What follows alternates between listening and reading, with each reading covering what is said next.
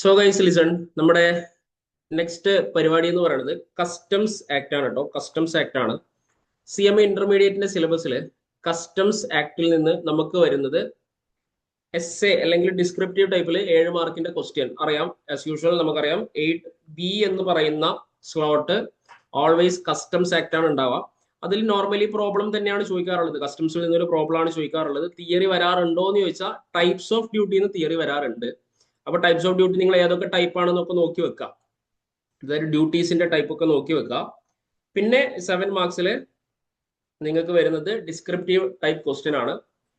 അതില് calculation of duty payable, അതേപോലെ കസ്റ്റംസിന്റെ calculation of assessable value or CIF. ഈ രണ്ട് പ്രോബ്ലം ആണ് നോർമലി വരിക. ദെൻ തിയറട്ടിക്കലി പറയുകയാണെന്നുണ്ടെങ്കിൽ നമുക്ക് ടൈപ്സ് ഓഫ് ഡ്യൂട്ടി എന്ന് തിയറി വരാം. ഓക്കെ, ഇതെല്ലാം 7 മാർക്സ് ഏരിയ ആണ്. അതർ ദാൻ ദാറ്റ് നമുക്കറിയാം ബേസിക് ആയിട്ടുള്ള ക്വസ്റ്റ്യൻസ് MCQസിലും ചോദിക്കും. അപ്പൊ നമ്മൾ എന്തായാലും കോൺസെൻട്രേറ്റ് ചെയ്യണത് SA ഓറിയന്റഡ് ആയിട്ടാണ്. ഫസ്റ്റ് ഓഫ് ഓൾ കസ്റ്റംസ് എന്ന് പറയുന്ന ഒരു ലോ നമുക്കൊന്ന് മനസ്സിലാക്കാം. ആക്ച്വലി കസ്റ്റംസിൽ നമുക്ക് 2 ആക്ടുകളാണ് ആക്ച്വലി ഉള്ളത്. ഒന്ന് കസ്റ്റംസ് ആക്ട് 1962, മറ്റൊന്ന് കസ്റ്റംസ് താരിഫ് ആക്ട് 1975. കസ്റ്റംസ് ആക്ടിലാണ് കസ്റ്റംസ് റിലേറ്റഡ് ആയിട്ടുള്ള എല്ലാവിധ പ്രൊവിഷനും പറയുന്നത്. ദാറ്റ് മീൻസ് നമ്മുടെ ബെയർ ആക്ട് സംസാരിക്കുന്നത് കസ്റ്റംസ് ആക്ടിലാണ്. നേരെ മറിച്ച് കസ്റ്റംസ് താരിഫ് ആക്ടിലാണ് റേറ്റുകളെ പറ്റിയിട്ട് പറയുന്നത്. റേറ്റ്സ് ആണ് കസ്റ്റംസ് താരിഫ് ആക്ടിൽ ഉള്ളത്. അതിൽ തന്നെ ഇമ്പോർട്ട് റേറ്റും വരും, എക്സ്പോർട്ട് റേറ്റും വരും. ഇതില് ഇമ്പോർട്ട് റേറ്റ് എന്ന് പറയുന്നത് ഷെഡ്യൂൾ 1 ആണ്. എക്സ്പോർട്ട് റേറ്റ് എന്ന് പറയുന്നത് ഷെഡ്യൂൾ 2 ആണ്. ഇതൊക്കെ ജസ്റ്റ് നിങ്ങൾ നോട്ട് ചെയ്ത് വെക്കണം, കാരണം മറ്റൊന്നുമല്ല, MCQയിൽ വരാം. ഓക്കെ, ലിസൺ, ശ്രദ്ധിക്കുക. നമ്മുടെ കസ്റ്റംസ് ആക്ടിലെ ഏറ്റവും ഇമ്പോർട്ടന്റ് ആയിട്ട് നമ്മൾ നോക്കാനുള്ള ഒരു ഏരിയ ആണ് വാല്യുവേഷൻ. ഈ വാല്യുവേഷൻ അറിയണമെന്നുണ്ടെങ്കിൽ റേറ്റ് എങ്ങനെ എടുക്കണം എന്നുള്ളത് വളരെ ക്രൂഷ്യൽ ആണ്. താരിഫ് ആക്ടിലെ റേറ്റ് എങ്ങനെ നമ്മൾ എടുക്കണം എന്നുള്ളത് വളരെ ക്രൂഷ്യൽ ആണ്. എല്ലാവരുടെയും കൺഫ്യൂഷനും അവിടെയാണ് കേട്ടോ. സോ ഇത്തരത്തിലുള്ള കാര്യങ്ങളൊക്കെ നമുക്ക് നോക്കാം. ഫസ്റ്റ് ഓഫ് ഓൾ, നമ്മുടെ കസ്റ്റംസ് ആക്ടില് എന്താണ് ആക്ച്വലി കസ്റ്റംസിന്റെ ഒരു ടാക്സബിൾ ഇവന്റ്, അല്ലെങ്കിൽ കസ്റ്റംസ് എന്ന് പറയുന്ന ഒരു ലോ എപ്പോഴാണ് നമ്മുടെ ഇൻഡയറക്ട് ടാക്സേഷൻ ആപ്ലിക്കബിൾ ആവുക, ഇത്തരത്തിലുള്ള ക്വസ്റ്റ്യൻസ് ഒക്കെ ഉണ്ടാവും. നമുക്കറിയാം, അതിനെ പറ്റിയിട്ടൊന്ന് കൂടുതൽ ഡിസ്കസ് ചെയ്യേണ്ട ആവശ്യമുണ്ട് തോന്നണില്ല. ദാറ്റ് മീൻസ് ഒന്നുകിൽ ഇമ്പോർട്ട് അല്ലെങ്കിൽ എക്സ്പോർട്ട് സംഭവിക്കുമ്പോഴാണ് ഇന്ത്യയിൽ കസ്റ്റംസ് ഡ്യൂട്ടി ലെവി ചെയ്യുന്നത്. ഇന്ത്യയിൽ കസ്റ്റംസ് ഡ്യൂട്ടി ലെവി ചെയ്യുന്നത് എപ്പോഴാണ്? ഒന്നുകിൽ ഇമ്പോർട്ട് നടക്കണം, അല്ലാന്നുണ്ടെങ്കിൽ എക്സ്പോർട്ട് നടക്കണം. ഇതില് ഇമ്പോർട്ട് ആണ് നമുക്ക് ഏറ്റവും ഇമ്പോർട്ടന്റ്. ക്വസ്റ്റ്യൻ വരുന്നത് ഇമ്പോർട്ട് എന്നാണ്. What about export? എക്സ്പോർട്ട് അങ്ങനെ ക്വസ്റ്റ്യൻസ് വരില്ലേ? എക്സ്പോർട്സിനെ സംബന്ധിച്ചിടത്തോളം നമുക്കറിയാം, exports are zero rated. 90% of the എക്സ്പോർട്സും സീറോ റേറ്റഡ് ആണ്, ടാക്സ് ഇല്ല. ക്ലിയർ?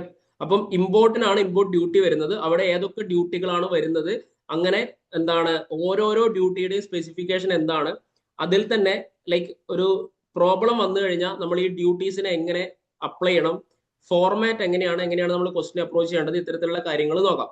അപ്പൊ എനിക്ക് ഫസ്റ്റ് ഒരു കൺഫർമേഷൻ വേണ്ടത്, കസ്റ്റംസിന്റെ ബേസിക്സ് ഓക്കെ അല്ലേ? കസ്റ്റംസിന്റെ ബേസിക് ആയിട്ടുള്ള കാര്യങ്ങൾ അറിയില്ലേ? ജസ്റ്റ് ഒന്ന് കമന്റ് ചെയ്യാം. അങ്ങനെയാണെങ്കിൽ നമുക്ക് ഏതൊക്കെ ഡ്യൂട്ടീസ് ആണ് ഉള്ളത് എന്നുള്ളതിലേക്ക് പോവാം.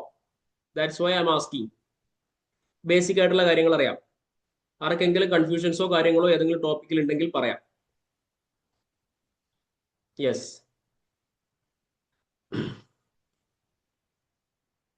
ഓക്കെ ആണ്. So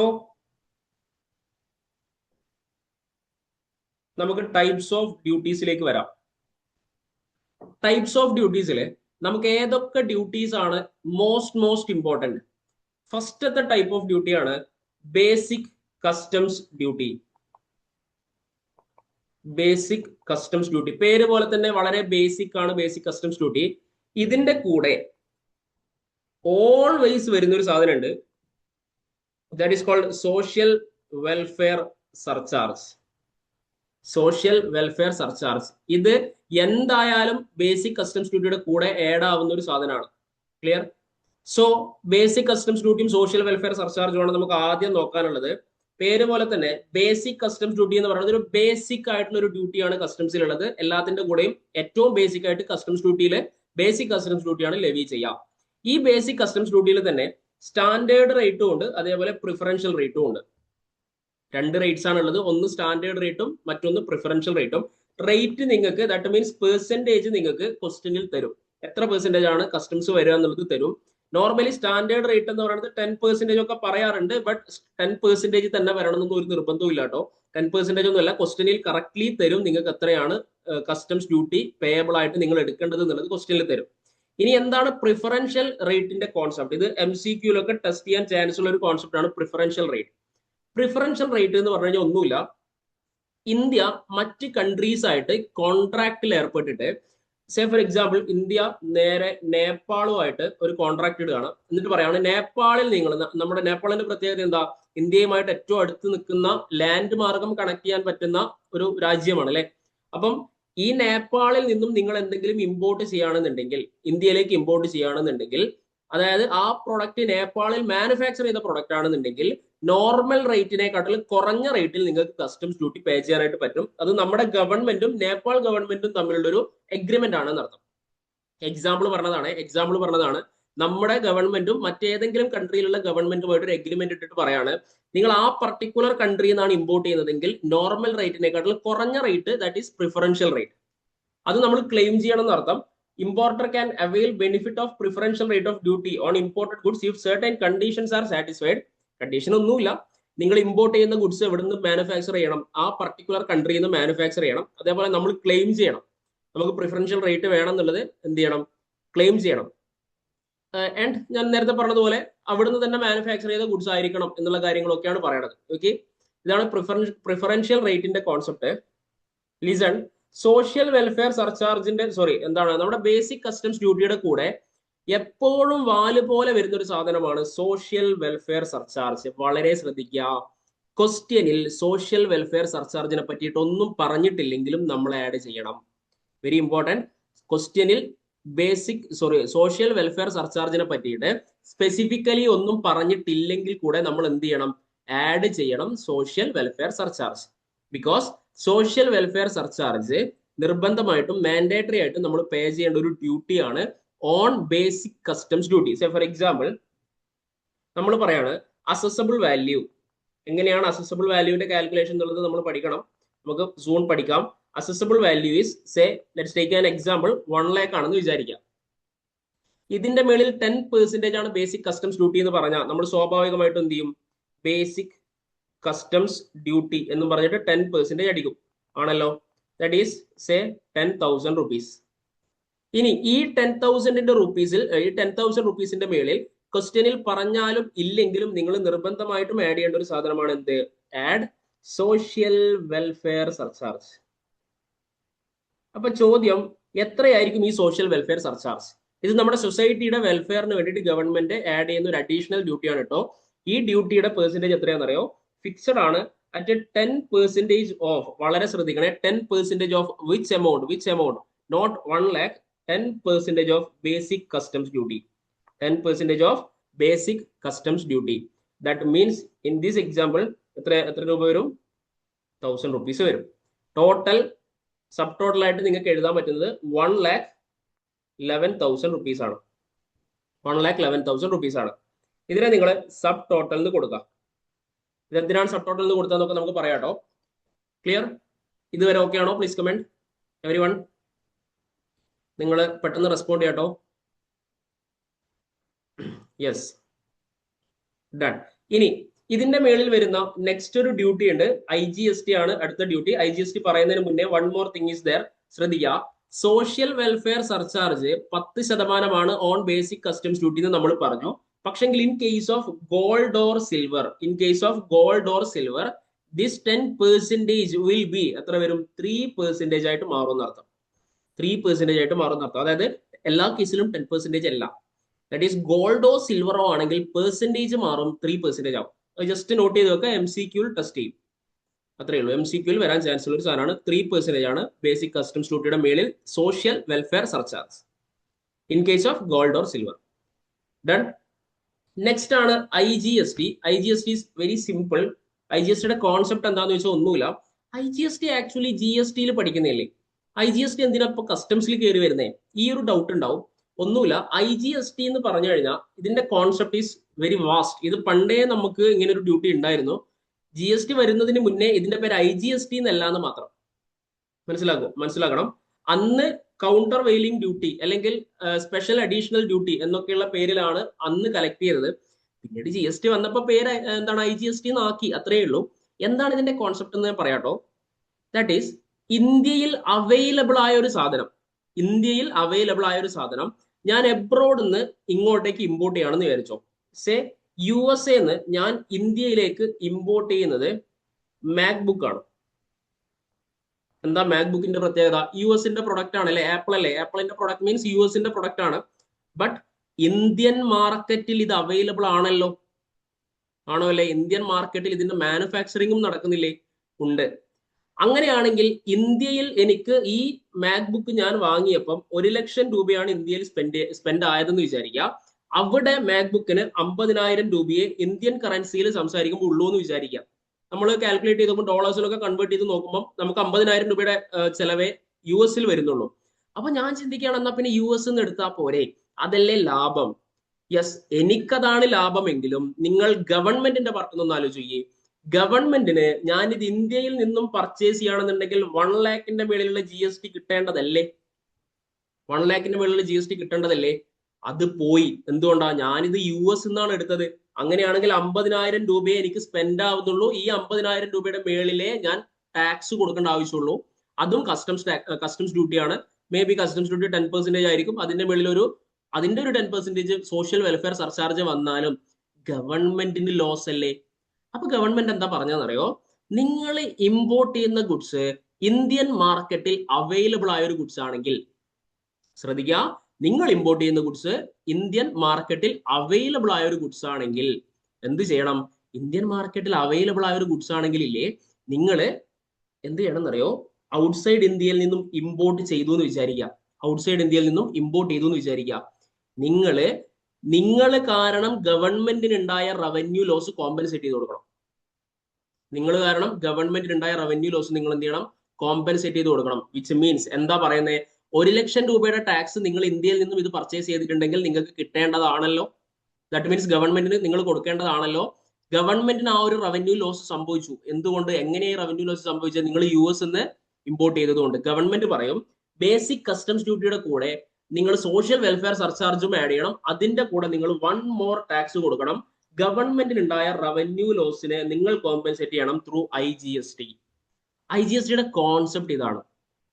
clear? ഇത് പണ്ട് ഞാൻ നേരത്തെ പറഞ്ഞു CVD SAD എന്നൊക്കെ പറഞ്ഞിട്ട് ടാക്സുകൾ പണ്ട് കളക്ട് ചെയ്തിട്ടുണ്ടായിരുന്നു, സെയിം കോൺസെപ്റ്റിൽ. പിന്നീട് GST വന്നപ്പോൾ പേര് മാറ്റി, ഇത്രയേ ഉള്ളൂ. ദാറ്റ് ഈസ് ഇന്ത്യയിൽ അവൈലബിൾ ആയിട്ടുള്ള ഒരു പ്രോഡക്റ്റ് നിങ്ങൾ US നിന്ന് കൊണ്ടുവരുമ്പോൾ, ദാറ്റ് ഈസ് എബ്രോഡ് നിന്ന് കൊണ്ടുവരുമ്പോൾ ഇന്ത്യൻ മാർക്കറ്റിന് ഉണ്ടാവുന്ന നഷ്ടം നിങ്ങൾ കോമ്പൻസേറ്റ് ചെയ്യണം, അത്രയേ ഉള്ളൂ. ക്ലിയർ? അതാണ് IGSTയുടെ കോൺസെപ്റ്റ്. ബട്ട് ശ്രദ്ധിക്കാം, ഈ IGST നിങ്ങൾ ഏത് വാല്യൂവിന്റെ മേളിൽ ആഡ് ചെയ്യും? സേ 18% IGST എന്ന് വിചാരിക്കാം. ഈ 18% നിങ്ങൾ ഏത് വാല്യൂവിന്റെ മേളിൽ ആഡ് ചെയ്യും? Tell me. 1 lakhന്റെ മേളിലാണോ അതോ 1,11,000 മേളിലാണോ? എത്രയുടെ മേളിൽ ആഡ് ചെയ്യാം? Any idea?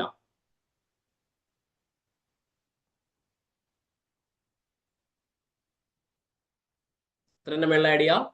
Yes, very good. That is 1,11,000 മേളിൽ വേണം ആഡ് ചെയ്യാൻ. ഇനി നമ്മൾ ആഡ് ചെയ്യുന്ന ടൈപ്സ് ഓഫ് ഡ്യൂട്ടിയിലെ ഒരു ഡ്യൂട്ടിയും നിങ്ങൾ പോയിട്ട് 1 lakhന്റെ മേളിൽ അടിക്കരുത്. ശ്രദ്ധിക്കുക. 1,11,000 മേളിൽ ഒരു 18% ടാക്സ് എന്ന് വിചാരിക്കുക. സേ IGST നമ്മൾ എടുക്കുന്നു, ഒരു 18% വരുന്നത്. IGST ആയിട്ട് 18% ആണെങ്കിൽ 1,11,000 into 18% അടിക്കുക. ദാറ്റ് ഈസ് 19,980 വരും. Clear? Yes or no? Please comment. Concept കത്തിയോ? IGSTയുടെ കോൺസെപ്റ്റ് കത്തിയോ? Yes, everyone. ഇതാണ് IGSTയുടെ കോൺസെപ്റ്റ്. നെക്സ്റ്റ് നമ്മുടെ ഡ്യൂട്ടി നമുക്ക് നോക്കാനുള്ളത് ഏത് ഡ്യൂട്ടിയാണെന്നറിയോ? കോമ്പൻസേഷൻ സെസ് ആണ്. എന്താ നോക്കാനുള്ളത്? കോമ്പൻസേഷൻ സെസ് ആണ്. GST compensation cess is very simple. ഒന്നുമില്ല, നിങ്ങൾ ഇമ്പോർട്ട് ചെയ്യുന്നത് ലക്ഷൂറിയസ് പ്രൊഡക്റ്റ് ആണെങ്കിൽ, നിങ്ങൾ ഇമ്പോർട്ട് ചെയ്യുന്നത് എന്താ? BMW പോലെയുള്ള ഹൈ എൻഡ് വലിയ കാറുകളാണെന്ന് വിചാരിച്ചോ. ദാറ്റ് ഈസ് ലക്ഷൂറിയസ് ആയിട്ടുള്ള ഹൈ എൻഡ് കാറുകളാണ്, അല്ലെങ്കിൽ നിങ്ങൾ ആപ്പിളിന്റെ പ്രൊഡക്റ്റ് ആണ്, ലക്ഷൂറിയസ് പ്രൊഡക്റ്റ് ആണല്ലോ. നിങ്ങൾ ലക്ഷൂറിയസ് ആയിട്ടുള്ള വാച്ച്, ദാറ്റ് ഈസ് റോളക്സ് പോലെയുള്ള ലക്ഷൂറിയസ് വാച്ച് ആണ് നിങ്ങൾ ഇമ്പോർട്ട് ചെയ്യുന്നത്. ഇത്തരത്തിലുള്ള ലക്ഷൂറിയസ് പ്രൊഡക്റ്റോ ഹൈ എൻഡ് കാറുകളോ ആണ് നിങ്ങൾ ഇമ്പോർട്ട് ചെയ്യുന്നത്. അതും അല്ലെങ്കിൽ demerit commodities, which means demerit commodities എന്ന് പറഞ്ഞു കഴിഞ്ഞാൽ ഒന്നുമില്ല, pan masala, tobacco, aerated water അറിയാലോ. പാൻ മസാല മീൻസ് എന്താണ്, ഹാൻസ് പോലെയുള്ള ഐറ്റംസ്, നോർത്ത് ഇന്ത്യക്കാരുടെ ഭക്ഷണം. ഓക്കെ, അതേപോലെ ടൊബാക്കോ മീൻസ് സിഗരറ്റ് ആണ് ഇവിടെയുള്ള ആൾക്കാരുടെ ഭക്ഷണം അല്ലെ. ഇനി എയറേറ്റഡ് വാട്ടർ മീൻസ് എന്താ, സോഡ, കൊക്കക്കോള പോലെയുള്ള ഐറ്റംസ്. ഇതൊക്കെയാണ് നിങ്ങൾ ഇമ്പോർട്ട് ചെയ്യുന്നതെങ്കിൽ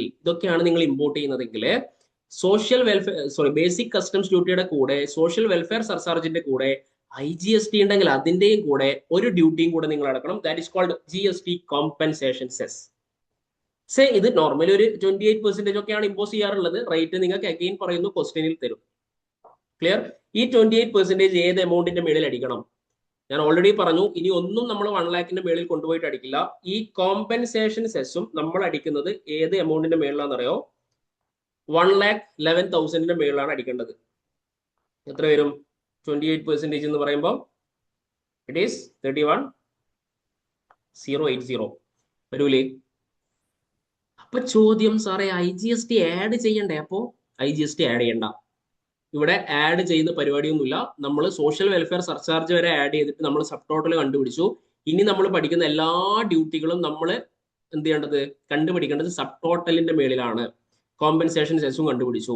ഇനി ഞാൻ സിംപ്ലി ഒരു ഡൗട്ട് ചോദിക്കട്ടെ. നിങ്ങൾക്ക് ക്വസ്റ്റ്യൻ വരിക എങ്ങനെയാണ്? ക്വസ്റ്റ്യൻ ഇങ്ങനെയാണ് വരിക: calculate total duty payable. Total duty payable. Please tell me, in this example, what is the total duty payable? Tell me, total duty payable എന്ന് കണ്ടുപിടിച്ചേ. എത്ര വരാ?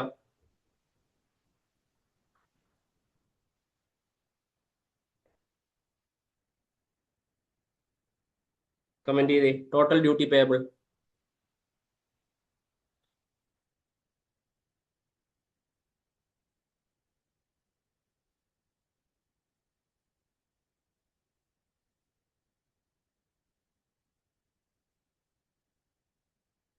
Yes, that is very very important. Clarity ഉണ്ടാവണം. ആരും എന്ത് ചെയ്യരുത്, ഇതെല്ലാം കൂടെ total ചെയ്ത് വെക്കരുത്. ടോട്ടൽ ചെയ്ത് വെക്കരുത്. ശ്രദ്ധിക്കുക. ടോട്ടൽ ഡ്യൂട്ടി പേയബിൾ എന്ന് പറഞ്ഞു കഴിഞ്ഞാൽ ഇവിടെ ഏതൊക്കെയാണ് ഗവൺമെന്റിന് കൊടുക്കാനുള്ള ഡ്യൂട്ടീസ്? ഒന്നാമത്തെ ഡ്യൂട്ടി ബേസിക് കസ്റ്റംസ് ഡ്യൂട്ടി, രണ്ടാമത്തെ ഡ്യൂട്ടി സോഷ്യൽ വെൽഫെയർ സർചാർജ്, മൂന്നാമത്തെ ഡ്യൂട്ടി ഏതാ? IGST, നാലാമത്തെ ഡ്യൂട്ടി ഏതാ? Compensation cess. ഇതെല്ലാം കൂടെ ആഡ് ചെയ്താൽ ടോട്ടൽ ഡ്യൂട്ടി പേയബിൾ കിട്ടും. ദാറ്റ് ഈസ് 62,060 കിട്ടും. ഇതാണ് ആക്ച്വലി കാൽക്കുലേഷന്റെ ഒരു മെത്തേഡ്. ഐഡിയ കിട്ടിയോ? നിങ്ങൾക്ക് നിങ്ങളുടെ ക്വസ്റ്റ്യനിൽ ഇത്രയും ഡ്യൂട്ടീസ് ആണ് കയറി വരാനും ചാൻസ് ഉള്ളത്. Basic customs duty, social welfare surcharge, IGST, compensation cess. Calculation കിട്ടിയോ?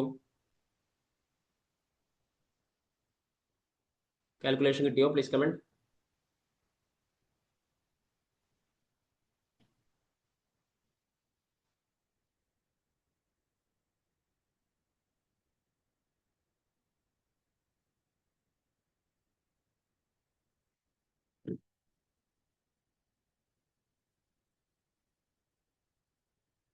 എവരിവൺ, എല്ലാവരും ഒന്ന് കമന്റ് ചെയ്തേ. ഇതുവരെ ഓക്കെ ആണോ? Yes, no problem. വളരെ സിമ്പിൾ അല്ലേ? സോ ലിസൺ, നമുക്ക് ബാക്കിയുള്ള ഡ്യൂട്ടീസ് ജസ്റ്റ് ഒന്ന് സംസാരിക്കാം. കാരണം എന്താണെന്ന് വെച്ചാൽ നമുക്കറിയാം, ഇൻ കേസ് തിയറി വരികയാണെന്നുണ്ടെങ്കിൽ നമുക്ക് ഈ ടൈപ്സ് ഓഫ് ഡ്യൂട്ടീസ് എക്സ്പ്ലെയിൻ ചെയ്യാൻ വേണ്ടി വരാം.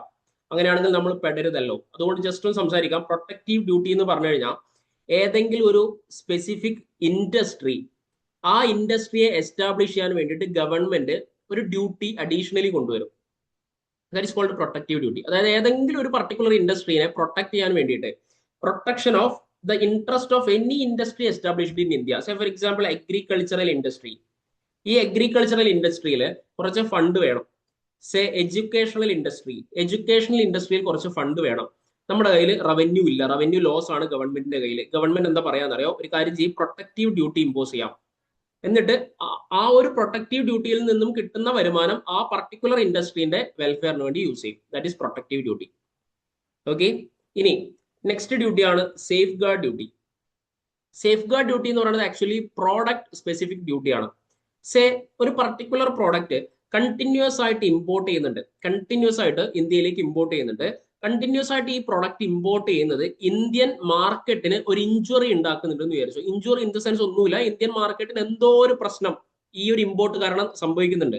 സേ ഫോർ എക്സാമ്പിൾ നമ്മൾ പറയാണ് ആസിഡ് എന്ന് പറയുന്ന പ്രൊഡക്റ്റ് ഒരുപാട് ഇമ്പോർട്ട് ചെയ്യുന്നുണ്ട്.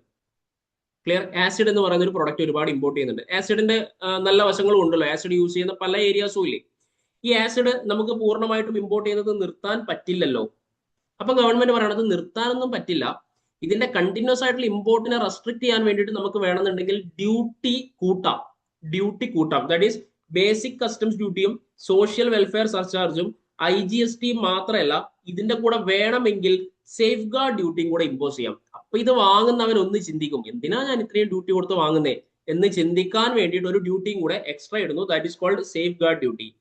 What is safeguard duty? Safeguard duty എന്ന് പറഞ്ഞു കഴിഞ്ഞാൽ പ്രോഡക്റ്റ് സ്പെസിഫിക് ഡ്യൂട്ടിയാണ്. ഇത് എന്തിനാന്ന് നോക്കിയേ, if central government is of the opinion that increased imports have caused or threatened to cause serious injury to a domestic industry.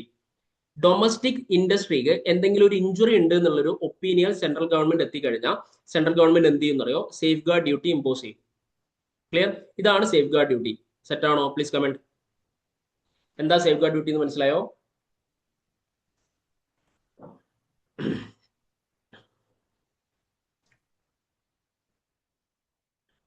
Yes, എന്താണ് safe guard duty എന്ന് മനസ്സിലായി. ശ്രദ്ധിക്കാം. പക്ഷേ ഈ സേഫ് ഗാർഡ് ഡ്യൂട്ടി ഡയറക്ട്ലി നമ്മൾ അങ്ങോട്ട് ഇമ്പോസ് ചെയ്ത് തുടങ്ങൂല. പകരം ഫസ്റ്റ് ഒരു പർട്ടിക്കുലർ പീരീഡ്, സേ ഒരു 200 ദിവസം നമ്മളൊരു ട്രയൽ റൺ ചെയ്ത് നോക്കും. ആക്ച്വലി ഈ പ്രൊഡക്റ്റ് ഡൊമസ്റ്റിക് ഇൻഡസ്ട്രിക്ക് എന്തെങ്കിലും പ്രശ്നം ഉണ്ടോ എന്ന് അന്വേഷിക്കാൻ വേണ്ടിയിട്ട് ഗവൺമെന്റിലെ പ്രൊവിഷണൽ സേഫ് ഗാർഡ് ഡ്യൂട്ടി എന്ന് പറഞ്ഞിട്ട് മാക്സിമം 200 ഡേയ്സിലേക്ക് ഇത് ഇമ്പോസ് ചെയ്ത് നോക്കും. MCQ മാക്സിമം എത്ര ഡേയ്സിനുള്ളിലാ? 200 ഡേയ്സിലേക്ക് ഈ provisional safeguard duty impose ചെയ്ത് നോക്കും. ഡൺ. എന്നിട്ട് ഗവൺമെന്റിന് തോന്നുകയാണ് ആക്ച്വലി പ്രശ്നമുണ്ട്, അങ്ങനെയാണെങ്കിൽ ആ safeguard duty, provisional safeguard ഡ്യൂട്ടിയെ പൂർണ്ണമായിട്ടും സേഫ് ഗാർഡ് ഡ്യൂട്ടി എന്ന് പറയുന്ന ഡ്യൂട്ടിയിൽ തന്നെ അത് കണ്ടിന്യൂ ചെയ്യും. ഇൻ കേസ് പ്രശ്നമൊന്നും ഇല്ല എന്നുള്ളൊരു ഒപ്പീനിയനിലാണ് സെൻട്രൽ ഗവൺമെന്റ് എത്തുന്നതെങ്കിൽ എന്ത് ചെയ്യും എന്നറിയോ? ഓൾറെഡി 200 ദിവസം കളക്ട് ചെയ്ത ഡ്യൂട്ടിയിൽ ഇത് റീഫണ്ട് കൊടുക്കും. That is in the on the final determination central government is of the opinion that increased imports have not caused or threatened to cause serious injury. നമ്മുടെ domestic മാർക്കറ്റിന് എന്തില്ല, സീരിയസ് ഇഞ്ചുറിയോ കാര്യങ്ങളോ ഒന്നും ഇല്ല എന്നുണ്ടെങ്കിൽ it shall refund collected duty. Collect ചെയ്ത duty refund ചെയ്ത് കൊടുക്കും. ക്ലിയർ ആണോ? Please comment. Yeah, that is called safeguard duty. ഇനി എന്താണ് കൗണ്ടർ വെയിലിംഗ് ഡ്യൂട്ടി? എന്താണ് countervailing duty? Countervailing ഡ്യൂട്ടിയും ആന്റി ഡംപിംഗ് ഡ്യൂട്ടിയും വളരെ ശ്രദ്ധിക്കുക.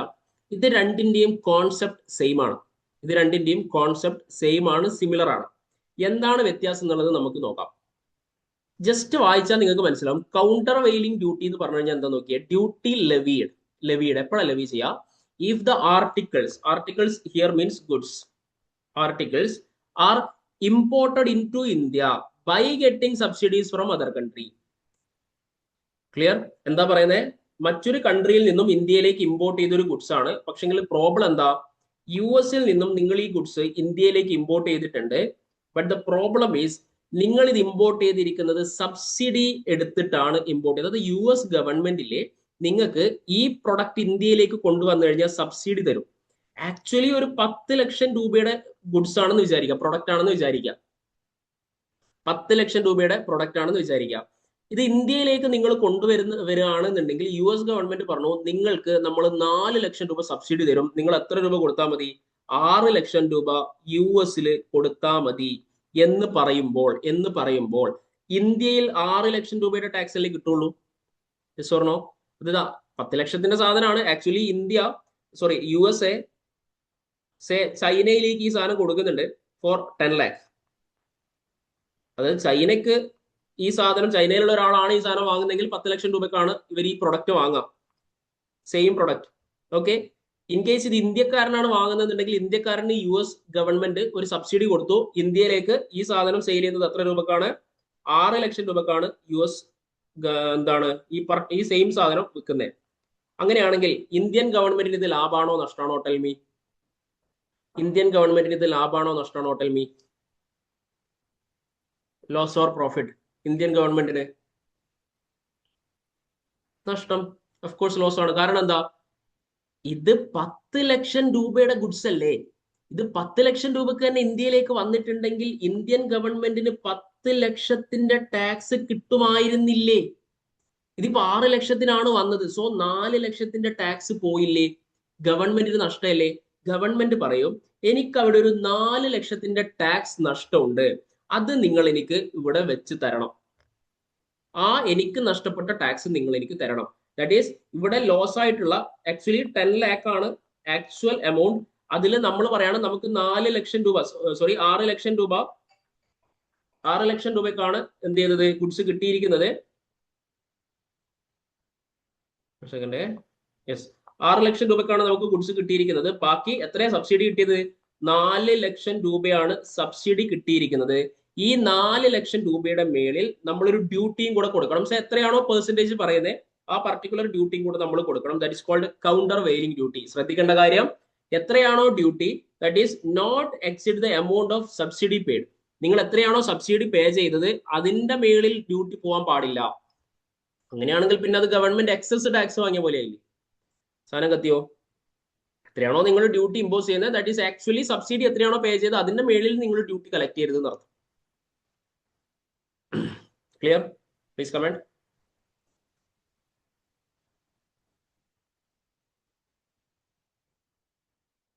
യെസ്, അതായത് ഇവിടെ ആക്ച്വലി ഈ പർട്ടിക്കുലർ പ്രോഡക്റ്റ് US ഇന്ത്യക്ക് സെയിൽ ചെയ്യുന്നത് 6 ലക്ഷത്തിനാണ്. അത് ക്ലിയർ അല്ലേ? പക്ഷേ ഈ പ്രോഡക്റ്റിന് ആക്ച്വലി കോസ്റ്റ് എത്രയുണ്ട്? 10 ലക്ഷം ഉണ്ട്. 10 ലക്ഷം രൂപയുടെ സാധനം 6 ലക്ഷത്തിന് നമുക്ക് തന്നു എന്ന് പറഞ്ഞു കഴിഞ്ഞാൽ നമുക്കിത് ലാഭമാണ്. അതായത് വാങ്ങുന്നവന് ഇത് ലാഭമാണ്. കാരണം അവിടെ ഡിസ്കൗണ്ട് കിട്ടി, 4 ലക്ഷം രൂപയുടെ ഡിസ്കൗണ്ട് കിട്ടി. That discount is called subsidy. ഇതുവരെ ക്ലിയർ ആണോ? That discount is called subsidy. സബ്സിഡിയാണ് നമുക്ക് കിട്ടിയത്. ക്ലിയർ? അങ്ങനെ സബ്സിഡി 4 ലക്ഷം രൂപ സബ്സിഡി കിട്ടിയിട്ട് നമ്മൾ ഇന്ത്യയിലേക്ക് ഇമ്പോർട്ട് ചെയ്ത ഗുഡ്സിന് നമ്മുടെ ഗവൺമെന്റിന് ഒരു നഷ്ടമില്ലേ? എന്താ ഗവൺമെന്റിന്റെ നഷ്ടം? ചൈനക്കാരൻ നിങ്ങളൊന്ന് ആലോചിക്കേ. ചൈനക്കാരനാണ് ഇത് US നിന്ന് വാങ്ങുന്നുണ്ടെങ്കിൽ ചൈനീസ് ഗവൺമെന്റിന് 10 ലക്ഷത്തിന്റെ മേളിലല്ലേ അവർ ഡ്യൂട്ടി കൊടുക്കുക? ഇത് ഇന്ത്യക്കാരനാണ് വാങ്ങുന്നതെങ്കിൽ ഇന്ത്യൻ ഗവൺമെന്റിന് 6 ലക്ഷത്തിന് മേളിലല്ലേ ഡ്യൂട്ടി കിട്ടുള്ളൂ? അപ്പൊ ആർക്കാ നഷ്ടം? ഇന്ത്യക്ക് ഇത് നഷ്ടമാണ്. ഇന്ത്യ പറയും നിങ്ങള് ഇങ്ങോട്ടേക്ക് ഇമ്പോർട്ട് ചെയ്തപ്പം നമുക്ക് എത്ര രൂപയുടെ ടാക്സ് ലോസ് വന്നു? നമ്മൾ പറയാണ് ആക്ച്വലി അതിന് 10 ലക്ഷം രൂപ ആയിരുന്നു, പക്ഷെ എനിക്ക് സബ്സിഡി കിട്ടി. എത്ര ലക്ഷം സബ്സിഡി കിട്ടിയെന്ന് ചോദിക്കും. എത്ര ലക്ഷം സബ്സിഡി കിട്ടിയേ? ഞാൻ പറഞ്ഞു എനിക്ക് 4 ലക്ഷമാണ് സബ്സിഡി കിട്ടിയേ. സബ്സിഡി എത്ര കിട്ടിയേ? 4 ലക്ഷമാണ് സബ്സിഡി കിട്ടിയേ. ആ 4 ലക്ഷം രൂപയുടെ ടാക്സ് അല്ലേ ആക്ച്വലി ഇന്ത്യൻ ഗവൺമെന്റിന്റെ നഷ്ടം? നോക്കി, 6 ലക്ഷം പ്ലസ് ഡ്യൂട്ടി കിട്ടിയെന്ന് പറഞ്ഞാൽ ബാക്കി 4 ലക്ഷം കൂടി ഉണ്ടെങ്കിലല്ലേ 10 ലക്ഷം ആവുള്ളൂ. ആ 4 ലക്ഷം രൂപയുടെ ഡ്യൂട്ടി ഗവൺമെന്റിന് നഷ്ടമാണെങ്കിൽ നമ്മളോട് പറയും ഈ 4 ലക്ഷത്തിന്റെ മേളിൽ ദാറ്റ് ഈസ് നിങ്ങൾക്ക് ലോസ് വന്നിട്ടുള്ള ഈ 4 ലക്ഷത്തിന്റെ മേളിൽ നിങ്ങൾ കൗണ്ടർ വെയിലിംഗ് ഡ്യൂട്ടി എന്ന് പറഞ്ഞിട്ടൊരു ഡ്യൂട്ടി കൊടുക്കണം. കൗണ്ടർ വെയിലിംഗ് ഡ്യൂട്ടി എന്ന് പറഞ്ഞൊരു ഡ്യൂട്ടി കൊടുക്കണം. That is called countervailing duty. Clear or not? Please comment.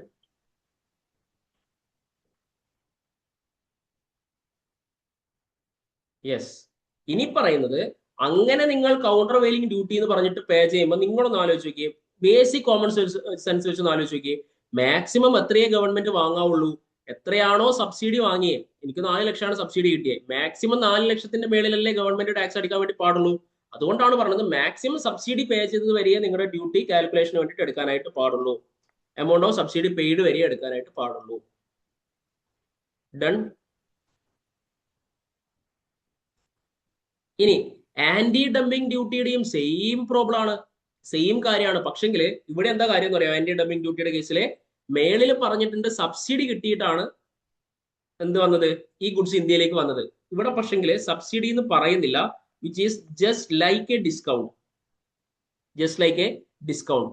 Dumping is said to occur when the goods are exported by a country to another country at a price lower than its normal value. അതായത് normal value 10 ലക്ഷമാണ്, പക്ഷെങ്കിൽ ഇന്ത്യയിലേക്ക് കൊണ്ടുവന്നത് അതിനെക്കാട്ടിലും കുറവ് വാല്യൂലാണ്.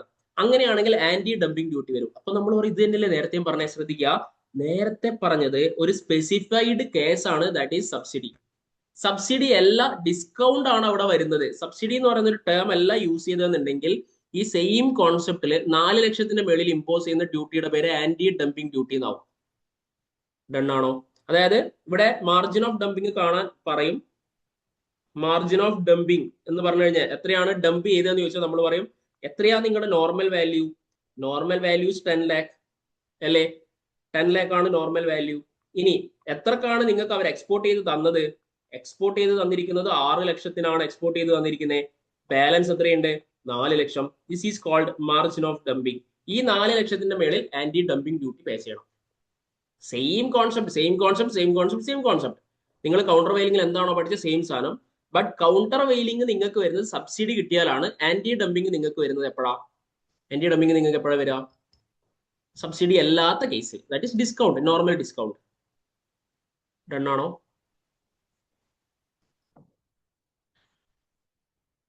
Respond. Done. others?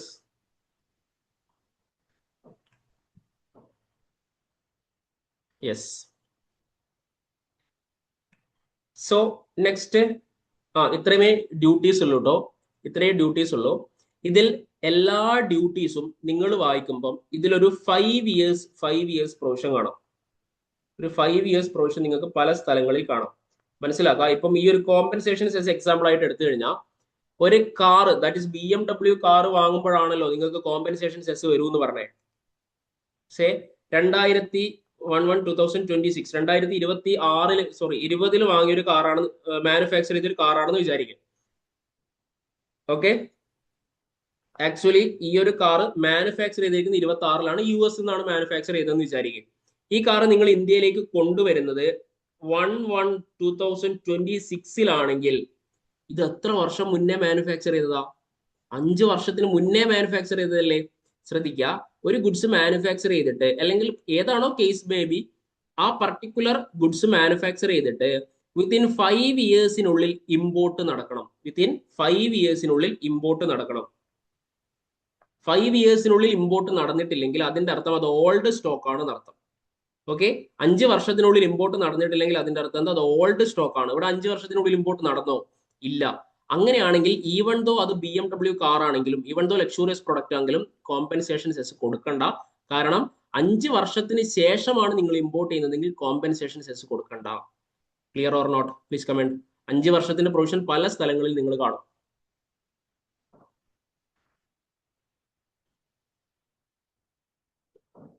Done? Yes.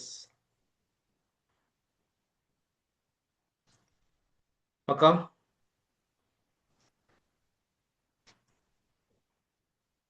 So ഇത്രയുമാണ് types of duties. പിന്നെ exemption എന്തെങ്കിലും ഉണ്ടോ? കസ്റ്റംസ് ഡ്യൂട്ടിയിൽ എന്തെങ്കിലും എക്സംഷൻ ഉണ്ടോ? എക്സംഷൻ ഉണ്ട്. അതായത് നിങ്ങൾ കൊണ്ടുവരുന്ന സാധനത്തിന്റെ മേളിൽ കസ്റ്റംസുകാർ ലെവി ചെയ്ത് തന്ന ഡ്യൂട്ടി 100 രൂപയിൽ താഴെയാണെങ്കിൽ, ലെസ് ദാൻ 100 രൂപയാണെങ്കിൽ നിങ്ങൾ ഡ്യൂട്ടി കൊടുക്കേണ്ട, എക്സംപ്റ്റഡ് ആണ്. അവർ എക്സംഷൻ നോക്കി വെക്കുക. ഓക്കെ, 100 രൂപയിൽ താഴെയാണ് ഡ്യൂട്ടി എങ്കിൽ എക്സംപ്റ്റഡ് ആണ്, ഡ്യൂട്ടി കൊടുക്കേണ്ട എന്നർത്ഥം. ഇതുവരെ ക്ലിയർ ആണല്ലോ?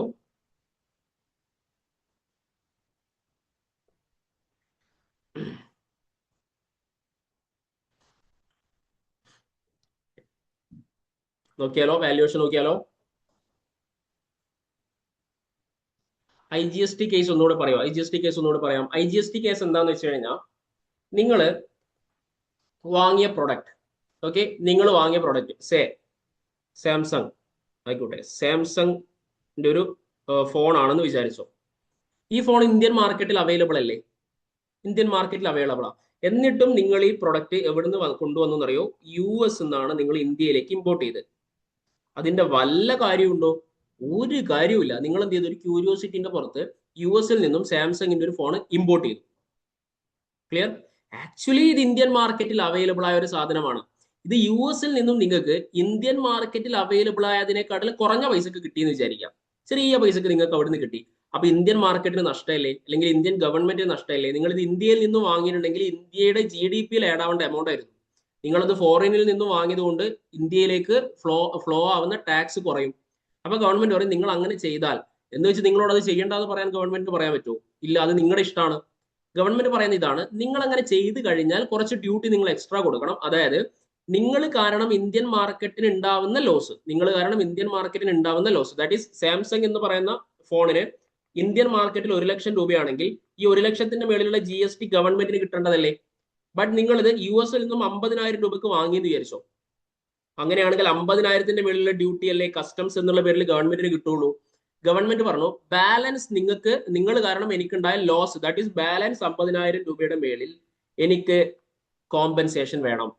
അതിന് വേണ്ടിയിട്ട് ഗവൺമെന്റ് പറഞ്ഞു എനിക്ക് 50,000ത്തിന്റെ മേളിൽ അടിക്കാനൊന്നും താല്പര്യമില്ല, നിങ്ങൾ ഇവിടെ കൊടുക്കുന്ന ഡ്യൂട്ടി ദാറ്റ് ഈസ് ഈ 50,000ത്തിന്റെ മേളിൽ നിങ്ങൾ ബേസിക് കസ്റ്റംസ് ഡ്യൂട്ടിയും സോഷ്യൽ വെൽഫെയർ സർചാർജും കൊടുക്കും. ഇതെല്ലാം കൊടുത്തു കഴിഞ്ഞതിന് ശേഷം ഒരു ഡ്യൂട്ടിയും കൂടെ കൊടുക്കണം, ദാറ്റ് ഇസ് കോൾഡ് IGST. മനസ്സിലാക്കാം, ഈ IGSTക്ക് നമ്മുടെ റെസിപ്പിയന്റ് ITC ക്ലെയിം ചെയ്യാൻ പറ്റും. മനസ്സിലാക്കാം, ITC ക്ലെയിം ചെയ്യാൻ പറ്റും.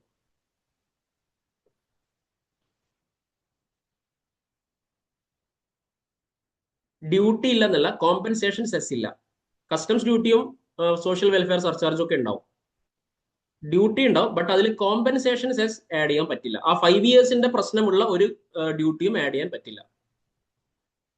അത് ഓൾഡ് സ്റ്റോക്ക് എന്നുള്ള കാറ്റഗറിയിലേക്ക് പോകുന്നത്.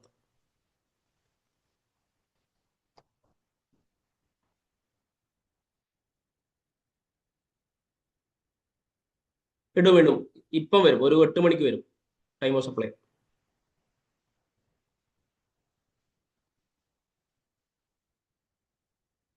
മനസ്സിലായോ? 5 ഇയേഴ്സിന്റെ കേസ് പറഞ്ഞത് മനസ്സിലായോ?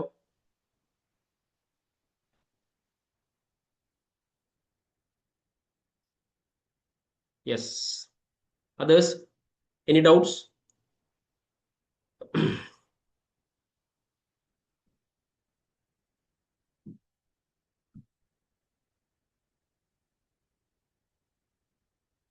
ഓക്കെ ആണ്?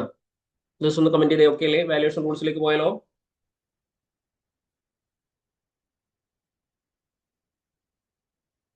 പോവാം.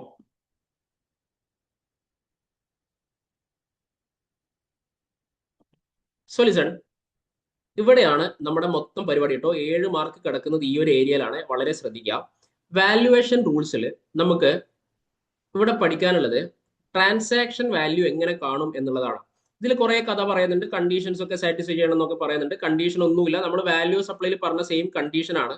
ദാറ്റ് ഈസ് സപ്ലയറും റെസിപ്പിയന്റും റിലേറ്റഡ് പേഴ്സൺ ആവരുത്, പ്രൈസ് സോൾ കൺസിഡറേഷൻ ആവണം. അത് തന്നെയാണ് ഇവിടുത്തെയും ബേസിക് കണ്ടീഷൻ എന്ന് പറയുന്നത്.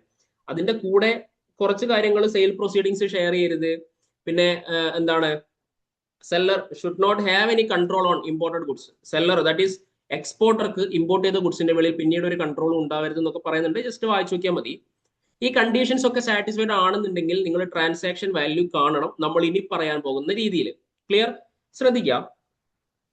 USA-യിൽ നിന്നും ഒരു പ്രോഡക്റ്റ് നിങ്ങൾ ഇന്ത്യയിലേക്ക് ഇമ്പോർട്ട് ചെയ്താൽ സ്വാഭാവികമായിട്ടും ഈ പ്രൊഡക്റ്റ് നിങ്ങൾ US നിന്ന് വാങ്ങുന്നത് US ഡോളർ കൊടുത്തിട്ടായിരിക്കില്ലേ? ഈ US ഡോളർ ആണോ നിങ്ങൾ ഇന്ത്യയിൽ വരുമ്പം അസസ് ചെയ്യേണ്ടത്? ഇന്ത്യയിൽ വരുമ്പം ഇന്ത്യൻ കറൻസിയിലേക്ക് മാറ്റണ്ടേ? INR-ലേക്ക് ചേഞ്ച് ചെയ്യണ്ടേ? അങ്ങനെ ചേഞ്ച് ചെയ്യണം. അങ്ങനെ ചേഞ്ച് ചെയ്തിട്ട് വേണം നിങ്ങൾ ഡ്യൂട്ടി കൊടുക്കാൻ. ക്ലിയർ? അത് എപ്പോൾ ചേഞ്ച് ചെയ്യണം, എവിടെ വെച്ച് ചേഞ്ച് ചെയ്യണം, ഈ സാധനം ഞാൻ ക്ലിയർ ആയിട്ട് ഞാൻ പറഞ്ഞുതരാം. ഓക്കെ, ഇപ്പൊ മനസ്സിലാക്കാം. US ഡോളർ കൊടുത്തിട്ട് നിങ്ങൾ വാങ്ങുന്ന സാധനം, ദാറ്റ് മീൻസ് USA എന്ന് വാങ്ങുന്ന സാധനം ഇന്ത്യയിലെത്തി ഇന്ത്യയിൽ കസ്റ്റംസ് ഡ്യൂട്ടി പേ ചെയ്യുമ്പം നിങ്ങൾ ഇതിനെ INR, ഇന്ത്യൻ കറൻസിയിലേക്ക് മാറ്റണം. ക്ലിയർ?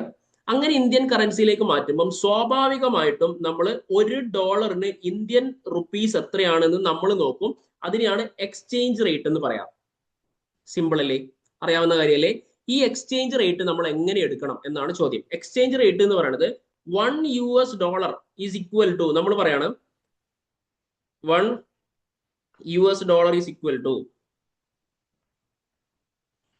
എന്നിട്ട് പറയുന്നത് ആരാന്നറിയോ? ആദ്യം നമ്മളോട് RBI പറഞ്ഞു $1 ഈസ് ഈക്വൽ ടു 85. ക്ലിയർ? പിന്നീട് ആരാ പറഞ്ഞതെന്നറിയോ? CBIC, നമ്മുടെ സ്വന്തം CBIC പറഞ്ഞു ദാറ്റ് ഈസ് 86 ആണ്. പിന്നെ ഇതൊന്നും അല്ലാതെ ഒരു ഡീലർ ഉണ്ട്, ഡീലറുടെ റേറ്റ് വരുന്നത് 87 ആണ്. ഇതിൽ നമ്മൾ ഏതാണ് എടുക്കുക കൺവേർഷന് വേണ്ടിയിട്ട്? നമ്മുടെ $10,000 ആണ് നമ്മുടെ പ്രോഡക്റ്റിന്റെ എമൗണ്ട് എന്ന് വിചാരിക്കുക. $10,000 നമ്മൾ ഇന്ത്യൻ കറൻസിയിലേക്ക് കൺവേർട്ട് ചെയ്യണം. നമ്മൾ ഇതിൽ ഏതെടുക്കും? ആര് പറയുന്നത് നമ്മൾ കേൾക്കും? നമ്മുടെ പേരന്റ് ആരാ? As A CMA student indirect taxation നമ്മൾ പഠിക്കുമ്പോൾ നമ്മുടെ പേരന്റ് ആരാ? നമ്മുടെ പേരന്റ് എന്ന് പറയുന്നത് CBIC ആണ് അല്ലെ, central board of indirect tax and customs ആണ്. അപ്പം ഈ $10,000 മേളിൽ എക്സ്ചേഞ്ച് റേറ്റ് അപ്ലൈ ചെയ്യുമ്പോൾ ആര് പറയുന്ന റേറ്റ് എടുക്കണം? നമ്മൾ CBIC പറയുന്നത് എടുക്കണം. Central board of indirect tax and customs പറയുന്നത് എടുക്കണം. അല്ലാതെ RBI പറയുന്നതോ ഡീലർ പറയുന്നതോ എടുക്കരുത്. ക്വസ്റ്റ്യനിൽ തരും. ക്വസ്റ്റ്യനിൽ RBI പറയുന്നതും ഡീലർ പറയുന്നതും CBIC പറയുന്നതും തരും. CBIC പറയുന്നത് വേണം നമ്മൾ എടുക്കാൻ. ക്ലിയർ ആണല്ലോ? അങ്ങനെ CBIC പറയുന്ന റേറ്റ് എടുക്കുമ്പോൾ മറ്റൊരു പ്രശ്നമുണ്ട്. CBIC പറയുന്ന റേറ്റ് എടുക്കുമ്പോൾ മറ്റൊരു പ്രശ്നമുണ്ട്. എന്താ പ്രശ്നം എന്നറിയോ? അതാണ് ഞാൻ നേരത്തെ കസ്റ്റംസ് താരിഫ് ആക്ടിൽ പറഞ്ഞത്. ഇവിടെ ഡീൽ ചെയ്യുന്നത് ഇമ്പോർട്ടിന്റെയും എക്സ്പോർട്ടിന്റെയും റേറ്റ് ആണ്. അങ്ങനെ ഞാൻ പറഞ്ഞപ്പോൾ പലരും മേ ബി ചിന്തിച്ചിട്ടുണ്ടാവും പെർസെന്റേജ് ആയിരിക്കും. അല്ല, പെർസെന്റേജ് ഓഫ് ടാക്സ് വരുന്ന അല്ലെങ്കിൽ ഡ്യൂട്ടി വരുന്ന പെർസെന്റേജ് അല്ല ഇവിടെ കവർ ചെയ്യുന്നത്. താരിഫ് ആക്ടിൽ കവർ ചെയ്യുന്നത് ദാറ്റ് ഈസ് എന്താണ്, ഇന്ത്യൻ കസ്റ്റംസ് ആക്ട് അല്ലാതെ താരിഫ് ആക്ട് 1975 നമ്മൾ നേരത്തെ പറഞ്ഞിട്ടുണ്ടായിരുന്നു. ഈ 1975 ഇമ്പോർട്ട് റേറ്റും എക്സ്പോർട്ട് റേറ്റും ഉണ്ടെന്ന് പറഞ്ഞില്ലേ? ഇതിൽ ഇമ്പോർട്ട് റേറ്റിന്റെ കാര്യമാണ് സംസാരിക്കുന്നത്. ശ്രദ്ധിക്കുക, നമ്മൾ രണ്ട് ഡേറ്റുകൾ തമ്മിൽ കമ്പയർ ചെയ്തിട്ടാണ് റേറ്റ് എടുക്കുക. എന്തൊക്കെ തമ്മിൽ കമ്പയർ ചെയ്തിട്ടാ? രണ്ട് ഡേറ്റുകളെ നമ്മൾ കമ്പയർ ചെയ്യും. ഈ രണ്ട് ഡേറ്റുകൾ ഏതൊക്കെയാണ്? ഒരു ഡേറ്റ്, മറ്റൊരു ഡേറ്റ് അല്ലെ? ഇങ്ങനെ രണ്ട് ഡേറ്റുകളെ നമ്മൾ കമ്പയർ ചെയ്യും. ഈ രണ്ട് ഡേറ്റുകളെ നമ്മൾ മനസ്സിലാക്കണം. ഇൻ കേസ് ഓഫ് വെസൽ നമ്മൾ ഏതൊക്കെ റേറ്റ് എടുക്കണം, ഏതൊക്കെ ഡേറ്റിലുള്ള റേറ്റ് എടുക്കണം. അതേപോലെ ഇൻ കേസ് ഓഫ് എയർക്രാഫ്റ്റ് നമ്മൾ ഏതൊക്കെ ഡേറ്റിലുള്ള റേറ്റ് എടുക്കണം. ഇത് രണ്ടും തറോ ആക്കാതെ നിങ്ങൾ കസ്റ്റംസിൽ ഒരു പ്രോബ്ലം ചെയ്യാൻ പോവരുത്. ഇതുവരെ പറഞ്ഞത് ക്ലിയർ ആണോ? ആ ഡേറ്റ് പറയാട്ടോ, ഡേറ്റ് പറയാം. കോൺസെപ്ച്വലി സെറ്റ് അല്ലേ? നമ്മള് US ഡോളർ ആയിക്കോട്ടെ, അല്ലെങ്കിൽ എന്താണ് USD ആയിക്കോട്ടെ, യൂറോ ആയിക്കോട്ടെ, പൗണ്ട് ആയിക്കോട്ടെ, വട്ടവർ നിങ്ങൾ ഇന്ത്യയിലേക്ക് കൊണ്ടുവന്നു കഴിഞ്ഞാൽ ഇതിനെ നിങ്ങൾ INR-ലേക്ക് കൺവേർട്ട് ചെയ്യണം. അത് കൺവേർട്ട് ചെയ്യുമ്പോൾ CBIC-യിലാണ് കൺവേർട്ട് ചെയ്യേണ്ടത്. അത് പറഞ്ഞു. അങ്ങനെ CBIC-യിൽ കൺവേർട്ട് ചെയ്ത് കഴിഞ്ഞാൽ ഏത് ഡേറ്റിലുള്ള റേറ്റ് ആണ് നമ്മൾ എടുക്കുക? ഈ 86 എന്ന് പറയുന്നത് ഒരു ഡേറ്റിലുള്ളത് മാത്രമല്ല തരിക, മൾട്ടിപ്പിൾ ഡേറ്റ്സിലുള്ളത് നിങ്ങൾക്ക് തരും. അതിൽ ഒരു ഡേറ്റ് ആണ് bill of entry for home consumption. Bill of entry for home consumption. മറ്റൊരു ഡേറ്റ് ആണ് എൻട്രി ഇൻവാർഡ്. Entry inward. ഇതിൽ ഏത് ഡേറ്റിലുള്ള റേറ്റ് നമ്മൾ എടുക്കും? രണ്ട് ഡേറ്റിലുള്ള റേറ്റും തരും. സേ എൻട്രി ഇൻവാർഡിന്റെ ഡേറ്റ് വരുന്നത് 1/1/2026ഉം ബിൽ ഓഫ് എൻട്രിയുടെ ഡേറ്റ് വരുന്നത് 5/1/2026 ആണ്. ഇതിൽ ഏത് ഡേറ്റിലുള്ള റേറ്റ് എടുക്കും എന്നാണ് ചോദ്യം. ലിസൺ, വെസലിന്റെ കേസിൽ രണ്ട് ഡേറ്റുകളാണ് നമ്മൾ കമ്പയർ ചെയ്യുക. വെസലിന്റെ കേസിൽ രണ്ട് ഡേറ്റുകളാണ് നമ്മൾ കമ്പയർ ചെയ്യുക. ഏതൊക്കെ ഡേറ്റാ? ഒന്ന് entry inward. What is entry inward? Entry inward എന്ന് പറഞ്ഞു കഴിഞ്ഞാൽ നമ്മുടെ വെസല് കടലിലൂടെ വരുമ്പോൾ 12 നോട്ടിക്കൽ മൈൽ എക്സീഡ് ചെയ്താലാണല്ലോ ഇന്ത്യയിലേക്ക് എത്തുക. ആ കണക്കൊക്കെ അറിയാമെന്ന് വിചാരിക്കുന്നു. 12 നോട്ടിക്കൽ മൈലാണ് ടെറിട്ടോറിയൽ വാട്ടർ.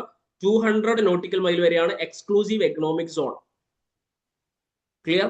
ഈ എക്സ്ക്ലൂസീവ് എക്കണോമിക് സോൺ മാറ്റി കഴിഞ്ഞാൽ 12 നോട്ടിക്കൽ മൈൽ വരെയാണ് ഇന്ത്യ വരുന്നത്. ദാറ്റ് ഈസ് ടെറിട്ടോറിയൽ വാട്ടർ വരുന്നത്. ഈ ടെറിട്ടോറിയൽ വാട്ടർ എക്സീഡ് ചെയ്താലാണ് ഈ ഷിപ്പ് ഇന്ത്യയിലേക്ക് എത്തുക, കപ്പല്. ക്ലിയർ? അങ്ങനെ ഇന്ത്യയിലേക്ക് എത്തുന്നതിന് മുന്നേ നമ്മള് ഇമ്പോർട്ട് ജനറൽ മാനിഫെസ്റ്റ് അല്ലെങ്കിൽ അറൈവൽ മാനിഫെസ്റ്റ് ആർക്ക് കൊടുക്കണം? നമ്മുടെ ഷിപ്പിലെ മാസ്റ്റർ കസ്റ്റംസ് അതോറിറ്റിയിലേക്ക് കൊടുക്കണം. കസ്റ്റംസുകാർക്ക് ഈ അറൈവൽ മാനിഫെസ്റ്റ് കിട്ടിക്കഴിഞ്ഞാൽ കസ്റ്റംസുകാര് നമ്മുടെ ആർക്ക് കൊടുക്കും? മാസ്റ്റർക്ക് തിരിച്ചൊരു ഡോക്യുമെന്റ് കൊടുക്കും. That is called entry inward. Entry inward in the sense ഇങ്ങോട്ടേക്ക് കയറി വാടാ എന്ന് പറയുന്ന ഒരു ഡോക്യുമെന്റ് ആണ് എൻട്രി ഇൻവാർഡ്. ഈ രണ്ട് ഡോക്യുമെന്റിനെ പറ്റിയിട്ടും അറിയില്ലേ? Please comment. ഇമ്പോർട്ട് പ്രൊസീജിയറിൽ നിങ്ങൾ പഠിച്ചിട്ടുണ്ടാവും. അറൈവൽ മാനിഫെസ്റ്റ് മാസ്റ്റർ ആർക്ക് കൊടുക്കും? മാസ്റ്റർ ആർക്ക് കൊടുക്കും? To customs officer. കസ്റ്റംസ് ഓഫീസർക്ക് ഇത് കിട്ടിക്കഴിഞ്ഞാൽ കസ്റ്റംസ് ഓഫീസർ തിരിച്ച് മാസ്റ്റർക്ക് കൊടുക്കുന്ന ഒരു ഡോക്യുമെന്റ് ആണ്, ടു മാസ്റ്റർ ആണ് എൻട്രി ഇൻവാർഡ്. ഇത് രണ്ടും ഓക്കെ ആണോ? Please comment. യെസ്. അങ്ങനെ മാസ്റ്റർക്ക് എൻട്രി ഇൻവാർഡ് കിട്ടിയാൽ മാത്രമേ ഈ ഷിപ്പ് 12 നോട്ടിക്കൽ മൈൽ എക്സീഡ് ചെയ്തിട്ട് ഇന്ത്യയിലേക്ക് വരുള്ളൂ. അങ്ങനെ ഇന്ത്യയിലേക്ക് വന്നു കഴിഞ്ഞാലാണ് നമ്മുടെ ഇമ്പോർട്ടർ വന്നിട്ട് bill of entry for home consumption file ചെയ്യുന്നത്. Bill of entry for home consumption file ചെയ്യുന്നത്. ക്ലിയർ ആണോ? ഇത് ആർക്ക് കൊടുക്കുന്നതായിരിക്കും? നമ്മുടെ ഇമ്പോർട്ടർ ടു കസ്റ്റംസ് ഓഫീസർ കൊടുക്കുന്നതായിരിക്കും. Please comment. ഈ ഡോക്യുമെന്റ് ഓൾസോ ക്ലിയർ ആണോ?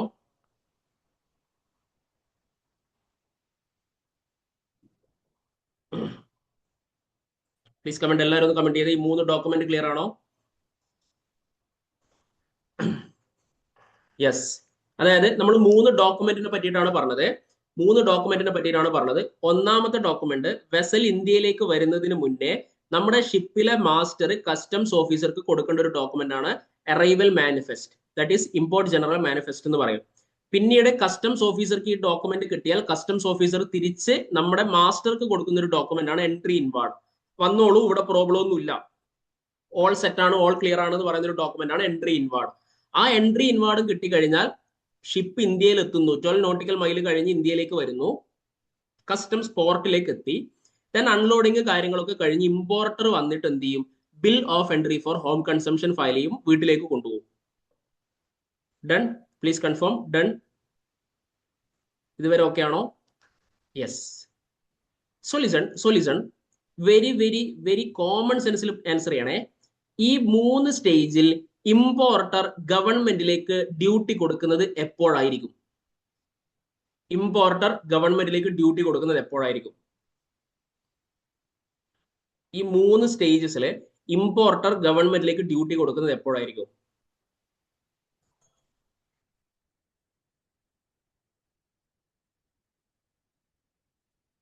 ഈ 3 സ്റ്റേജിൽ എപ്പോഴാണ് ഇമ്പോർട്ടർ ഗവൺമെന്റിലേക്ക് ഡ്യൂട്ടി കൊടുക്കുക?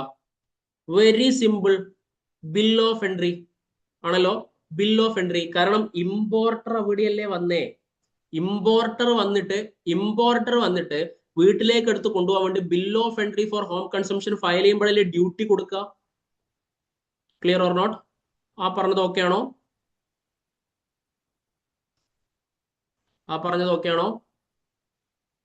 യെസ്. ഡ്യൂട്ടി കൊടുക്കുമ്പോഴല്ലേ നമ്മൾ എക്സ്ചേഞ്ച് റേറ്റ് നോക്കേണ്ടത്? Yes or no? കോൺസെപ്റ്റ് ആണ്, I am explaining the concept. Duty കൊടുക്കുമ്പോഴല്ലേ എക്സ്ചേഞ്ച് റേറ്റ് നോക്കേണ്ടത്? Yes or no? Yes.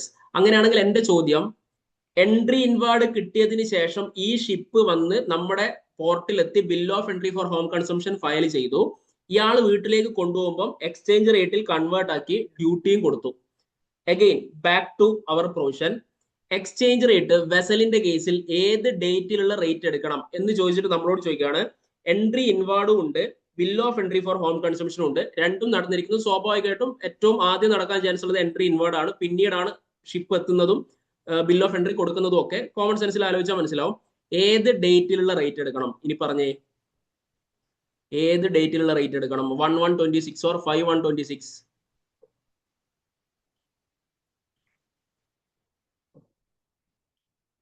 Yes, please comment everyone.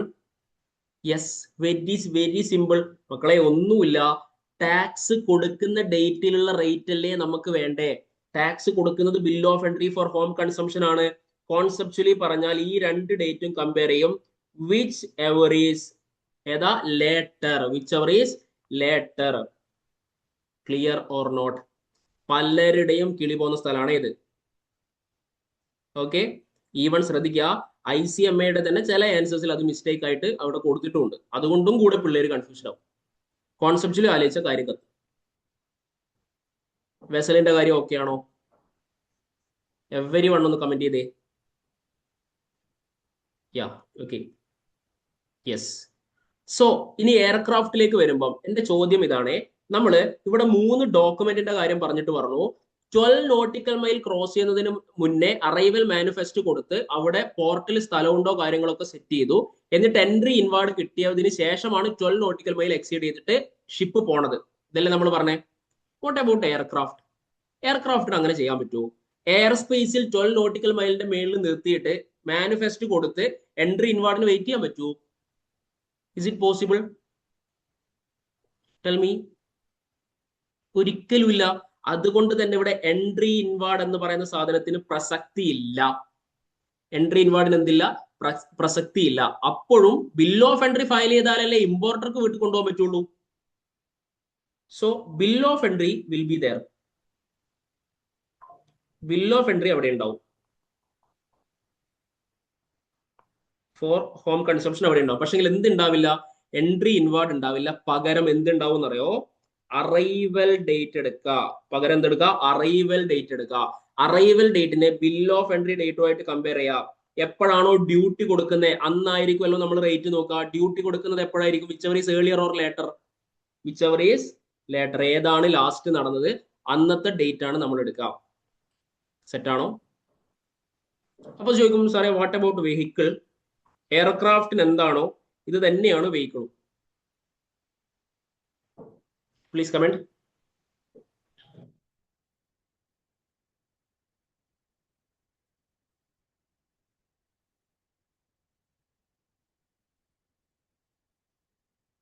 പറഞ്ഞേ, ഓക്കെ ആണോ എവരി വൺ?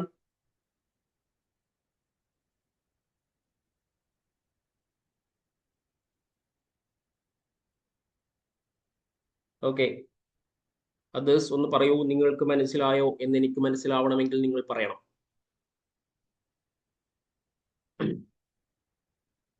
Okay, done.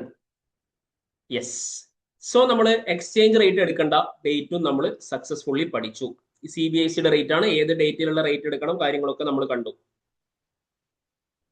ഇനി നമ്മുടെ വാല്യുവേഷനിലേക്ക് വരികയാണ്. സോ ലെറ്റ്സ് ടേക്ക് നമ്മുടെ നേരത്തെ പറഞ്ഞ എക്സാമ്പിൾ പറയുകയാണ്. US-ൽ നിന്നാണ് ഇന്ത്യയിലേക്ക് സാധനം കൊണ്ടുവരുന്നത്. ജസ്റ്റ് ഇമാജിൻ, US-ൽ നിന്നാണ് ഇന്ത്യയിലേക്ക് സാധനം കൊണ്ടുവരുന്നത്. സോ US-ൽ നിന്നും കൊണ്ടുവരുന്ന സാധനം ആക്ച്വലി കാലിഫോർണിയയിൽ നിന്നാണ് ഞാൻ വാങ്ങിയത്. കാലിഫോർണിയയിൽ നിന്നാണ് ഞാൻ പർച്ചേസ് ചെയ്തത്. കാലിഫോർണിയയിൽ നിന്നും പർച്ചേസ് ചെയ്ത സാധനം നേരെ ഞാൻ ന്യൂയോർക്കിലേക്ക് കൊണ്ടുവന്നു. ന്യൂയോർക്കിലാണ് എൻ്റെ കസ്റ്റംസ് പോർട്ട് ഉള്ളത്.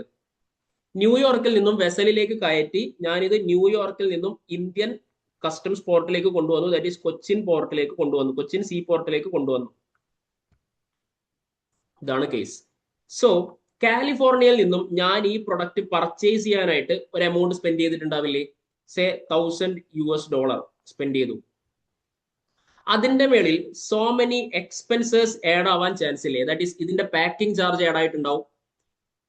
നമ്മൾ പറയുന്നു എന്താണ്, പാക്കിംഗ് ചാർജ് മാത്രമല്ല അതിന്റെ ട്രാൻസ്പോർട്ടേഷൻ കോസ്റ്റ് ആഡ് ആയിട്ടുണ്ട്. ദാറ്റ് ഈസ് കാലിഫോർണിയയിൽ നിന്ന് ന്യൂയോർക്കിലേക്ക് എത്തിക്കണ്ടേ, പോർട്ടിലേക്ക് എത്തിക്കണ്ടേ, അതിന് വേണ്ടിയിട്ട് കുറച്ച് എക്സ്പെൻസസ് വേറെ ചിലവായി. ഇനി കമ്മീഷൻ കുറച്ച് കൊടുത്തിട്ടുണ്ട്. ഇങ്ങനെ കുറെ സോ മെനി എക്സ്പെൻസസ് ആഡ് ആയി. ടോട്ടൽ ഒരു എന്ന് പറയുന്ന ഒരു നമ്മൾ $10,000 അല്ലേ പറഞ്ഞേ, ഒരു $1,000 എക്സ്പെൻസും കൂടെ, സോറി ഇതൊരു 10,000 ആണെന്ന് വിചാരിക്കട്ടോ. നമ്മുടെ പർച്ചേസ് കോസ്റ്റ് ഒരു $10,000 ആണ്. അതിന്റെ മേളിൽ ഒരു $1,000 കുറച്ച് എക്സ്പെൻസസും ആഡ് ആയി. ടോട്ടൽ $11,000 ആണ് ഇപ്പം പ്രൊഡക്റ്റിന് വേണ്ടിയിട്ട് സ്പെൻഡ് ആയിട്ടുള്ള എമൗണ്ട് അപ് ടിൽ ന്യൂയോർക്ക്. ശ്രദ്ധിക്കാം, എക്സ്പോർട്ടറുടെ കൺട്രിയിൽ വന്നിട്ടുള്ള expenses,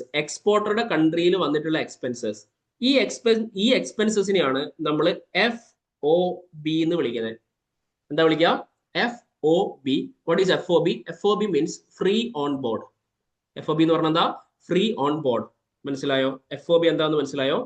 FOB means expenses incurred in exporters country.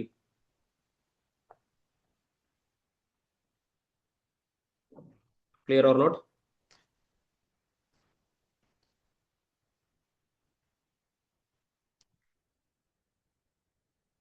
Okay ആണോ? FOB? യെസ്. FOB എന്ന് പറഞ്ഞാൽ ഫ്രീ ഓൺ ബോർഡ് എന്നാണ് നമ്മൾ പറയാ. FOB എന്ന് പറഞ്ഞാൽ എന്താ? ഫ്രീ ഓൺ ബോർഡ് എന്നാണ് പറയാ. ഈ ഫ്രീ ഓൺ ബോർഡിന്റെ മേളിൽ കുറച്ച് എക്സ്പെൻസസ് എഗെയിൻ ആഡ് ആവും. എന്തൊക്കെയാണ് എക്സ്പെൻസസ്? ഈ എക്സ്പെൻസസിന്റെ പ്രത്യേകത എന്ന് വെച്ച് കഴിഞ്ഞാൽ ഈ എക്സ്പെൻസസ് സ്പെൻഡ് ആയിരിക്കുന്നത് എക്സ്പോർട്ടറുടെ കൺട്രിയിലല്ല. ഈ എക്സ്പെൻസസ് സ്പെൻഡ് ആയിരിക്കുന്നത് എവിടെയാ? ഇമ്പോർട്ടറുടെ കൺട്രിയിലാണ്. ഇമ്പോർട്ടേഴ്സ് കൺട്രിയിലാണ് ഈ എക്സ്പെൻസസ് സ്പെൻഡ് ആയത്. ദാറ്റ്സ് ഇൻ US ഡോളർ ആവാം, അല്ലെങ്കിൽ അത് ഇന്ത്യൻ കറൻസി ആവാം. എന്താണെങ്കിലും നമ്മളിവിടെ എക്സാമ്പിളിന് വേണ്ടിയിട്ട് പറയാണ് US ഡോളറിലാണ് സ്പെൻഡ് ആയെന്ന് വിചാരിക്കുക. എക്സാമ്പിളിന് വേണ്ടി പറയുകയാണെ US ഡോളറിലാണ് സ്പെൻഡ് ആയെന്ന് വിചാരിക്കുക. എഗെയിൻ ഒരു $4,000 സ്പെൻഡ് ആയിട്ടുണ്ട്. ടോട്ടൽ $15,000 വന്നില്ലേ? ടോട്ടൽ $15,000 വന്നില്ലേ? ഈ $15,000 നമ്മൾ വിളിക്കുന്ന പേരാണ് മക്കളെ, ശ്രദ്ധിക്കുക, വളരെ important. FOB as per customs. എന്താ വിളിക്കുക? FOB as per customs. FOB as per customs. FOB as per customs എന്താന്ന് മനസ്സിലായോ?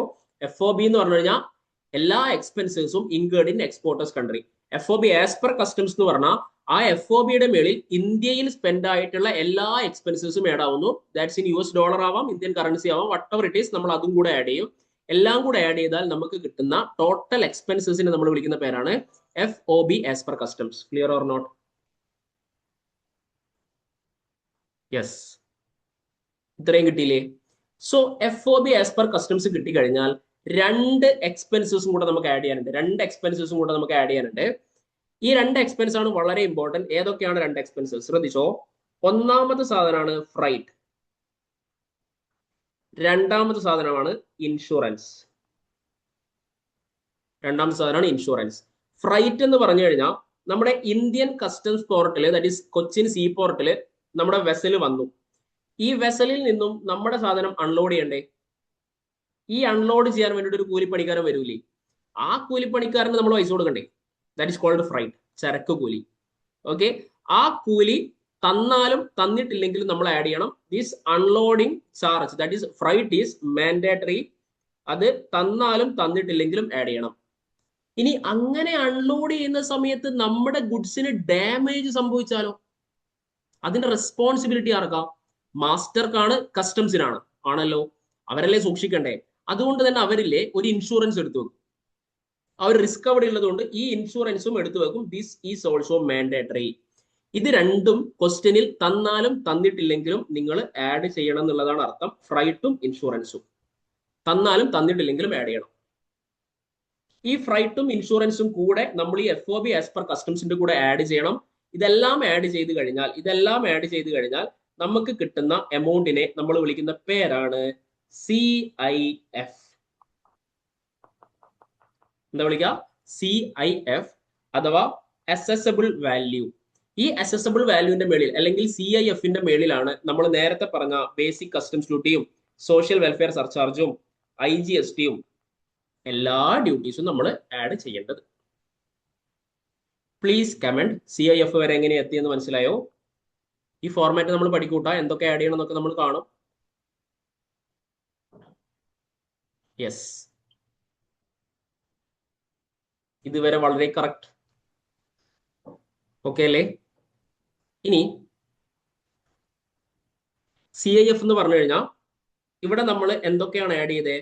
ഒന്ന് ഇൻഷുറൻസും മറ്റൊന്ന് ഫ്രൈറ്റും അല്ലേ? ഈ രണ്ടെണ്ണല്ലേ നമ്മൾ ഇവിടെ ആഡ് ചെയ്തേ? അതിന്റെ ടോട്ടൽ കോസ്റ്റ്, അതാണ് meaning. That is cost of insurance and freight. Cost of insurance and freight, that is called CIF.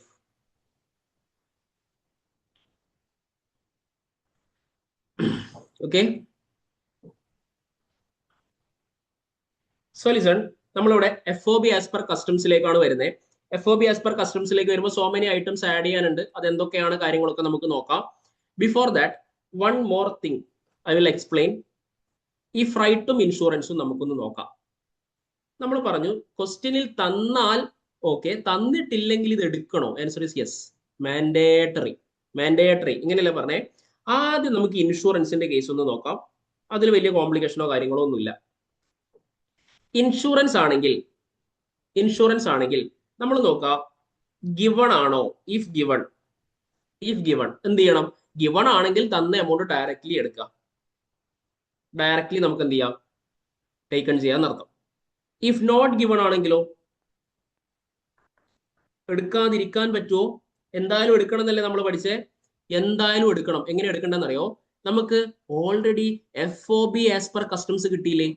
ഈ FOB ആസ് പെർ കസ്റ്റംസിന്റെ 1.125% വേണം ഇൻഷുറൻസ് എടുക്കാൻ. എന്തിന്റെയാ? FOBയുടെ അല്ല, FOB ആസ് പെർ കസ്റ്റംസിന്റെ. നമുക്ക് രണ്ട് FOB കിട്ടിയേ, ഒന്ന് എക്സ്പോർട്ടറുടെ FOBയും ഒന്ന് നമ്മുടെ FOBയും. നമ്മുടെ FOB ആണ് FOB ആസ് പെർ കസ്റ്റംസ്. അതിന്റെ മേളിൽ 1.125% അപ്ലൈ ചെയ്താൽ നിങ്ങൾക്ക് ഇൻഷുറൻസ് കിട്ടും. അപ്പോഴും ശ്രദ്ധിക്കുക, ഇൻഷുറൻസ് തന്നിട്ടുണ്ടെങ്കിൽ ഡയറക്ട്ലി എടുക്കാം. ക്ലിയർ?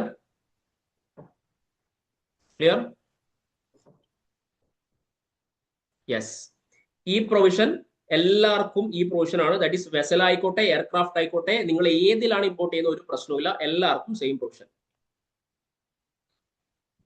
തന്നാൽ ഡയറക്ട്ലി എടുക്കാം, തന്നിട്ടില്ലെങ്കിൽ 1.125% ഓഫ് FOB. ഇനി വാട്ട് അബൌട്ട് ഫ്രൈറ്റ്?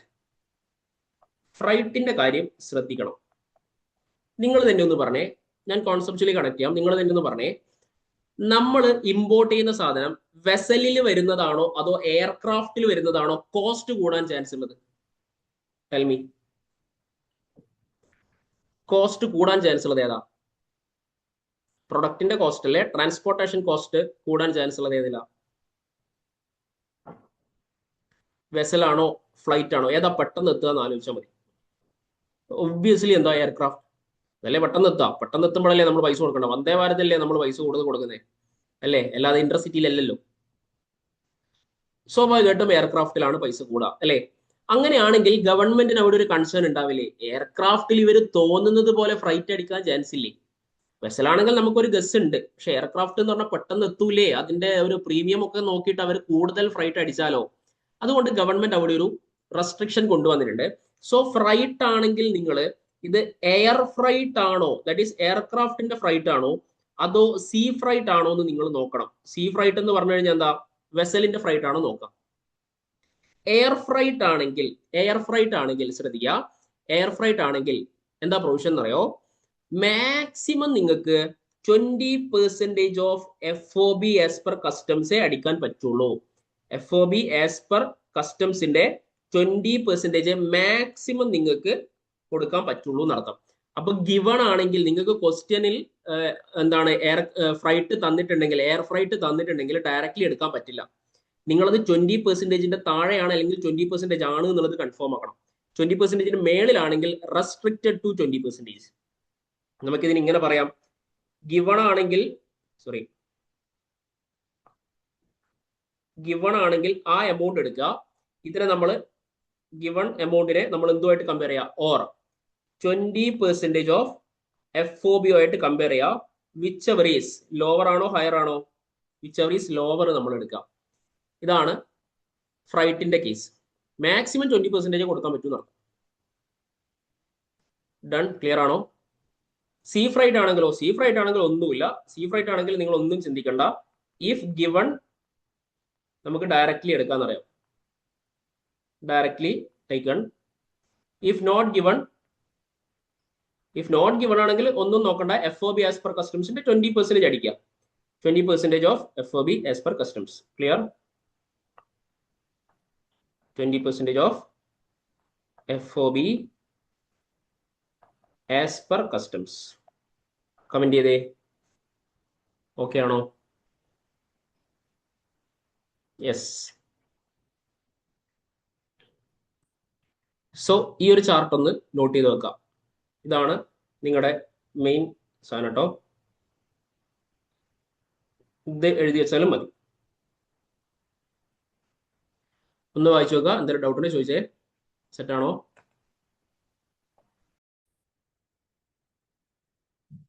സോ ശ്രദ്ധിക്കാം, ഇതാണ് നമ്മുടെ ഫോർമാറ്റ്. നമ്മൾ എന്ത് ചെയ്യേണ്ടത്, വർക്കൗട്ട് ചെയ്യേണ്ട നമ്മുടെ ഫോർമാറ്റ് ആണിത്. ഇതിൽ ഒന്നുമില്ല, കണ്ടിട്ട് നിങ്ങൾ പേടിക്കേണ്ട ആവശ്യമൊന്നുമില്ല. ഫസ്റ്റ് നമ്മൾ വാല്യൂ ഓഫ് മെറ്റീരിയലിൽ സ്റ്റാർട്ട് ചെയ്യും. അതായത് ഗുഡ്സിന്റെ വാല്യൂ എത്രയാണോ അവിടെ നമ്മൾ സ്റ്റാർട്ട് ചെയ്യും. അതിന്റെ കൂടെ എക്സ്പോർട്ടറുടെ കൺട്രിയിൽ വന്ന എന്തെങ്കിലും എക്സ്പെൻസ് ഉണ്ടെങ്കിൽ അത് നമ്മൾ ആഡ് ചെയ്യും. അപ്പൊ നമുക്ക് FOB കിട്ടും. ഇത് രണ്ടും എക്സ്പോർട്ടേഴ്സിന്റെ കൺട്രിയിൽ വന്ന എക്സ്പെൻസ് ആണ്. ഇത് നമ്മൾ ഓൾറെഡി പറഞ്ഞതല്ലേ. അതിന്റെ കൂടെ ആഡ് ചെയ്യേണ്ട ഇമ്പോർട്ടറുടെ എക്സ്പെൻസ് ആണ് താഴെ കൊടുത്തിരിക്കുന്നത്. അതിൽ ഒന്നാമത്തതാണ് കമ്മീഷൻ ആൻഡ് ബ്രോക്കറേജ്. കമ്മീഷനോ ബ്രോക്കറേജോ ഉണ്ടെങ്കിൽ നമ്മൾ ആഡ് ചെയ്യണം. പക്ഷെങ്കിൽ എന്ത് ആഡ് ചെയ്യരുത് എന്നറിയോ? ബൈയിങ് കമ്മീഷൻ ആണെങ്കിൽ ആഡ് ചെയ്യരുത്. എന്ത് ആഡ് ചെയ്യരുത്? ബൈയിങ് കമ്മീഷൻ ആണെങ്കിൽ ആഡ് ചെയ്യരുത്. അപ്പൊ ചോദ്യം, എന്താണ് ബൈയിങ് കമ്മീഷൻ? നിങ്ങളൊന്ന് പറഞ്ഞേ പ്ലീസ്. കമന്റ്. USA ഒരു സപ്ലയർ ഇന്ത്യയിലുള്ള ഒരു റെസിപ്പിയന്റിന് സാധനം സെയിൽ ചെയ്യുന്നു എന്ന് പറയുമ്പോൾ ഇവിടെ ആരാണ് ബയർ? ഇന്ത്യക്കാരൻ ഓർ US-കാരൻ? ആരാണ് ബയർ? ബയർ ഈസ്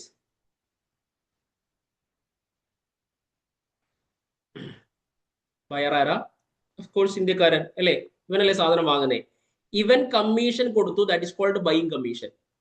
ഓക്കെ, ഈ ബയർ കമ്മീഷൻ കൊടുക്കുന്നതിനെയാണ് ബൈയിങ് കമ്മീഷൻ എന്ന് പറയാം. അങ്ങനെയാണെങ്കിൽ എന്റെ ക്വസ്റ്റ്യൻ ഈസ് വെരി സിമ്പിൾ. ഇവൻ ആർക്കായിരിക്കും കമ്മീഷൻ കൊടുത്തിട്ടുണ്ടായിരിക്കുക? ഇന്ത്യക്കാരനായിരിക്കും, US-കാരനായിരിക്കും? ഇന്ത്യയിലുള്ളവൻ US-ലുള്ള ഒരു സാധനം പർച്ചേസ് ചെയ്യാൻ വേണ്ടിയിട്ട് ഇന്ത്യക്കാരനാണോ US-കാരനാണോ കമ്മീഷൻ കൊടുക്കുക? കോമൺ സെൻസ് വെച്ച് ആലോചിച്ച് നോക്കി. ആർക്കാ കമ്മീഷൻ കൊടുക്കാൻ ചാൻസ് ഉള്ളത്?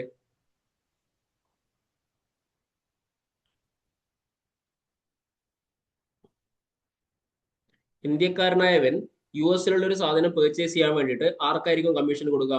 അഫ്കോഴ്സ് അത് ആർക്കായിരിക്കും? US-ലുള്ള ആർക്കും അല്ലേ കമ്മീഷൻ കൊടുത്തേ. That's in US$. അതിന് ഇന്ത്യയിൽ ടാക്സ് അടക്കേണ്ടെന്ന് അർത്ഥം. ഓക്കെ, എക്സെപ്റ്റ് ബൈയിങ് കമ്മീഷൻ എന്ന് പറഞ്ഞു കഴിഞ്ഞാൽ ബൈയിങ് കമ്മീഷൻ ആണെങ്കിൽ ഇന്ത്യയിൽ ടാക്സ് അടക്കണ്ട. ബിക്കോസ് ബൈയിങ് കമ്മീഷൻ എന്ന് പറഞ്ഞാൽ ബയർ കൊടുക്കുന്ന കമ്മീഷനാ. ബയർ കമ്മീഷൻ ആർക്കാ കൊടുത്തിട്ടുണ്ടാവുക? US-ലുള്ള ആർക്കോ അല്ലേ കൊടുത്തിട്ടുണ്ടാവുക.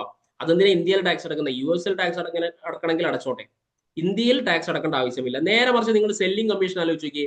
സെല്ലിംഗ് കമ്മീഷൻ ആരാ കൊടുക്കുന്നത്? ആർക്കാ സെല്ല് നടക്കുന്നത്? നമ്മുടെ US-കാരനാണ്. ഇവൻ ഒരു സാധനം സെയിൽ ചെയ്യാൻ വേണ്ടിയിട്ടായിരിക്കില്ലേ കമ്മീഷൻ കൊടുക്കുന്നുണ്ടാവുക. അവൻ ഇന്ത്യയിലുള്ള ഒരാൾക്ക് സെയിൽ ചെയ്യാൻ വേണ്ടിയിട്ട് കമ്മീഷൻ കൊടുത്തു. That is called selling commission. അങ്ങനെയാണെങ്കിൽ അത് ആർക്കാ കൊടുത്തിട്ടുണ്ടാവുക? ഇന്ത്യക്കാരനോ US-കാരൻ? അഫ്കോഴ്സ് US-ലുള്ള ആള് സെല്ലിംഗ് കമ്മീഷൻ കൊടുത്തിട്ടുണ്ടെങ്കിൽ അത് ഇന്ത്യക്കാരനായിരിക്കും കൊടുത്തിട്ടുണ്ടായിരിക്കുക. അങ്ങനെയാണെങ്കിൽ അത് ഇന്ത്യൻ റുപ്പീസിലായിരിക്കില്ലേ കൊടുക്കുക. സോ ടാക്സ് കൊടുക്കണം. സോ മനസ്സിലാക്കുക, കമ്മീഷന്റെ കേസിൽ ഏത് കമ്മീഷനാ taxable? Selling commission is taxable, buying commission is not taxable. Clear ആണോ? First thing. നെക്സ്റ്റ് ആഡ് ചെയ്യുന്നത് പാക്കിംഗ് കോസ്റ്റ് ആണ്. പാക്കിംഗ് കോസ്റ്റ് എന്തെങ്കിലും ഉണ്ടെങ്കിൽ അത് ആഡ് ചെയ്യണം. ക്വസ്റ്റ്യനിൽ പാക്കിംഗ് കോസ്റ്റ് എന്ന് കണ്ടു കഴിഞ്ഞാൽ ആഡ് ചെയ്യാം. Cost of engineering development plan or sketch undertaken outside India. അതായത് എന്റെ പ്രോഡക്റ്റിന് വേണ്ടിയിട്ട് എന്തെങ്കിലും എഞ്ചിനീയറിംഗ് വർക്ക്, എന്തെങ്കിലും ആർക്കിടെക്ട് വർക്ക് തന്നു, ഒരു പ്ലാനോ സ്കെച്ചോ വരച്ച് തന്നു, അങ്ങനെ വന്ന എക്സ്പെൻസസ് ഒക്കെ എനിക്ക് ആഡ് ചെയ്യാൻ പറ്റും. അതിനൊക്കെ ഡ്യൂട്ടി കൊടുക്കണം എന്നർത്ഥം. ക്ലിയർ? എഞ്ചിനീയറിംഗ് കോസ്റ്റോ, ആർക്കിടെക്റ്റിന് കൊടുത്ത കോസ്റ്റോ, അല്ലെങ്കിൽ പ്ലാനോ സ്കെച്ചോ വരക്കാൻ ഞാൻ സ്പെൻഡ് ചെയ്ത കോസ്റ്റോ, വട്ടവർ, ഇതെല്ലാം എനിക്ക് ആഡ് ചെയ്യണം. ഇനി റോയാലിറ്റീസ് ആൻഡ് ലൈസൻസ് ഫീ എന്തെങ്കിലും ഉണ്ടെങ്കിൽ ആഡ് ചെയ്യണം. ശ്രദ്ധിക്കുക, റോയാലിറ്റീസ് ആൻഡ് ലൈസൻസ് ഫീസിൽ ശ്രദ്ധിക്കേണ്ട കാര്യം, റോയാലിറ്റിയോ ലൈസൻസ് ഫീയോ ആണെങ്കിൽ ഇത് കണ്ടീഷൻ ഓഫ് സെയിൽ ആയിരിക്കണം. എന്തായിരിക്കണം? കണ്ടീഷൻ ഓഫ് സെയിൽ ആയിരിക്കണം. എന്താ കണ്ടീഷൻ ഓഫ് സെയിൽ? അതായത് ഈ പർട്ടിക്കുലർ സെയിൽ നടക്കണമെങ്കിൽ US-ലുള്ള ഒരാൾ ഇന്ത്യക്കാരന് ഈ ഒരു പർട്ടിക്കുലർ സെയിൽ നടത്തണം എന്നുണ്ടെങ്കിൽ അവിടെ റോയാലിറ്റി നിർബന്ധമാണ് എന്നുള്ളത് ഒരു കണ്ടീഷൻ ആയിട്ട് പറഞ്ഞിട്ടുണ്ടായിരിക്കണം. അതെങ്ങനെ നമുക്ക് മനസ്സിലാവാം? ക്വസ്റ്റ്യനിൽ പറയും കണ്ടീഷൻ ഓഫ് സെയിൽ ആണോ അല്ലേ എന്നുള്ളത്. കണ്ടീഷൻ ഓഫ് സെയിൽ ആണെങ്കിൽ മാത്രമേ എടുക്കാനായിട്ട് പാടുള്ളൂ. ശ്രദ്ധിക്കാം. Then value of subsequent resale if payable to foreign supplier. അതായത് US-ലുള്ള ഒരാൾ ഇന്ത്യക്കാരന് സെയിൽ ചെയ്തു. സെയിൽ ചെയ്യുമ്പോൾ തന്നെ പറഞ്ഞു, സേ ഒരു 100 കിലോ വരുന്ന ഒരു പ്രൊഡക്റ്റ് ആണ് സെയിൽ ചെയ്തത്. മൾട്ടിപ്പിൾ ഐറ്റംസ് ഉണ്ടാവും എന്ന് വിചാരിക്കാം. ഇതൊക്കെ നീ ഫോറിനിൽ പോയിട്ട് ഇന്ത്യയിൽ വന്നിട്ട് സെയിൽ ചെയ്യണം. സബ്സീക്വന്റ്ലി റീസെയിൽ ചെയ്തിട്ട് അതിൽ നിന്ന് കിട്ടുന്ന പ്രോഫിറ്റിന്റെ ഒരു പോർഷൻ US-കാരന് കൊടുക്കണം. ഇതാണ് കോൺട്രാക്ട്. ഓക്കെ, സോ US-ലുള്ള ആള് ഇന്ത്യക്കാരനോട് പറയാണ്, നിനക്ക് ഞാൻ 100 കിലോ പ്രോഡക്ട്സ് തരും, ഇതിൽ നീ ഓരോരോ കിലോ വിറ്റ് കഴിഞ്ഞാൽ അതിൽ നിനക്ക് കിട്ടുന്ന പ്രോഫിറ്റിന്റെ 1% നീ എനിക്ക് തരണം. ഇതാണ് ഇവർ തമ്മിലുള്ള കോൺട്രാക്ട് എങ്കിൽ എത്രയാണോ നിങ്ങൾ US-കാരന് കൊടുക്കാൻ ഉദ്ദേശിക്കുന്ന പ്രോഫിറ്റ്സ്, ഒരു 40% പ്രോഫിറ്റ് കൊടുക്കുന്നുണ്ടെങ്കിൽ ആ 40% എമൗണ്ടും ഇവിടെ ആഡ് ചെയ്ത് ഇവിടെ ഇപ്പൊ തന്നെ അതിന് ടാക്സ് കൊടുക്കണം. നിങ്ങൾ കൊടുത്തോ കൊടുക്കണ്ടെന്നൊന്നും പറയുന്നില്ല, പക്ഷെങ്കിൽ കൊടുക്കുന്നുണ്ടെങ്കിൽ അതിന്റെ മേളിലുള്ള ടാക്സ് നിങ്ങൾ ഇപ്പൊ തന്നെ പേ ചെയ്യണം എന്നർത്ഥം. അതാണ് സബ്സീക്വന്റ് റീസെയിൽ ഫോറിൻ സപ്ലയർക്ക് പേ ചെയ്യാനുണ്ടെങ്കിൽ അതും നമ്മൾ ഇവിടെ ആഡ് ചെയ്യണം. ഇനി value of material supplied by buyer free of cost. അതായത് ബയറായിട്ടുള്ള ഇന്ത്യക്കാരൻ സപ്ലയർ ആയിട്ടുള്ള US-കാരന് എന്തെങ്കിലും ഇവിടുന്ന് വാങ്ങിയിട്ട് അങ്ങോട്ടേക്ക് അയച്ചു കൊടുത്തു. എന്തിനാണെന്നറിയോ? നമ്മൾ ഇമ്പോർട്ട് ചെയ്യുന്ന സാധനത്തിൽ ഇഞ്ചക്ട് ചെയ്യാനുള്ള എന്തോ ഒരു മെറ്റീരിയൽ.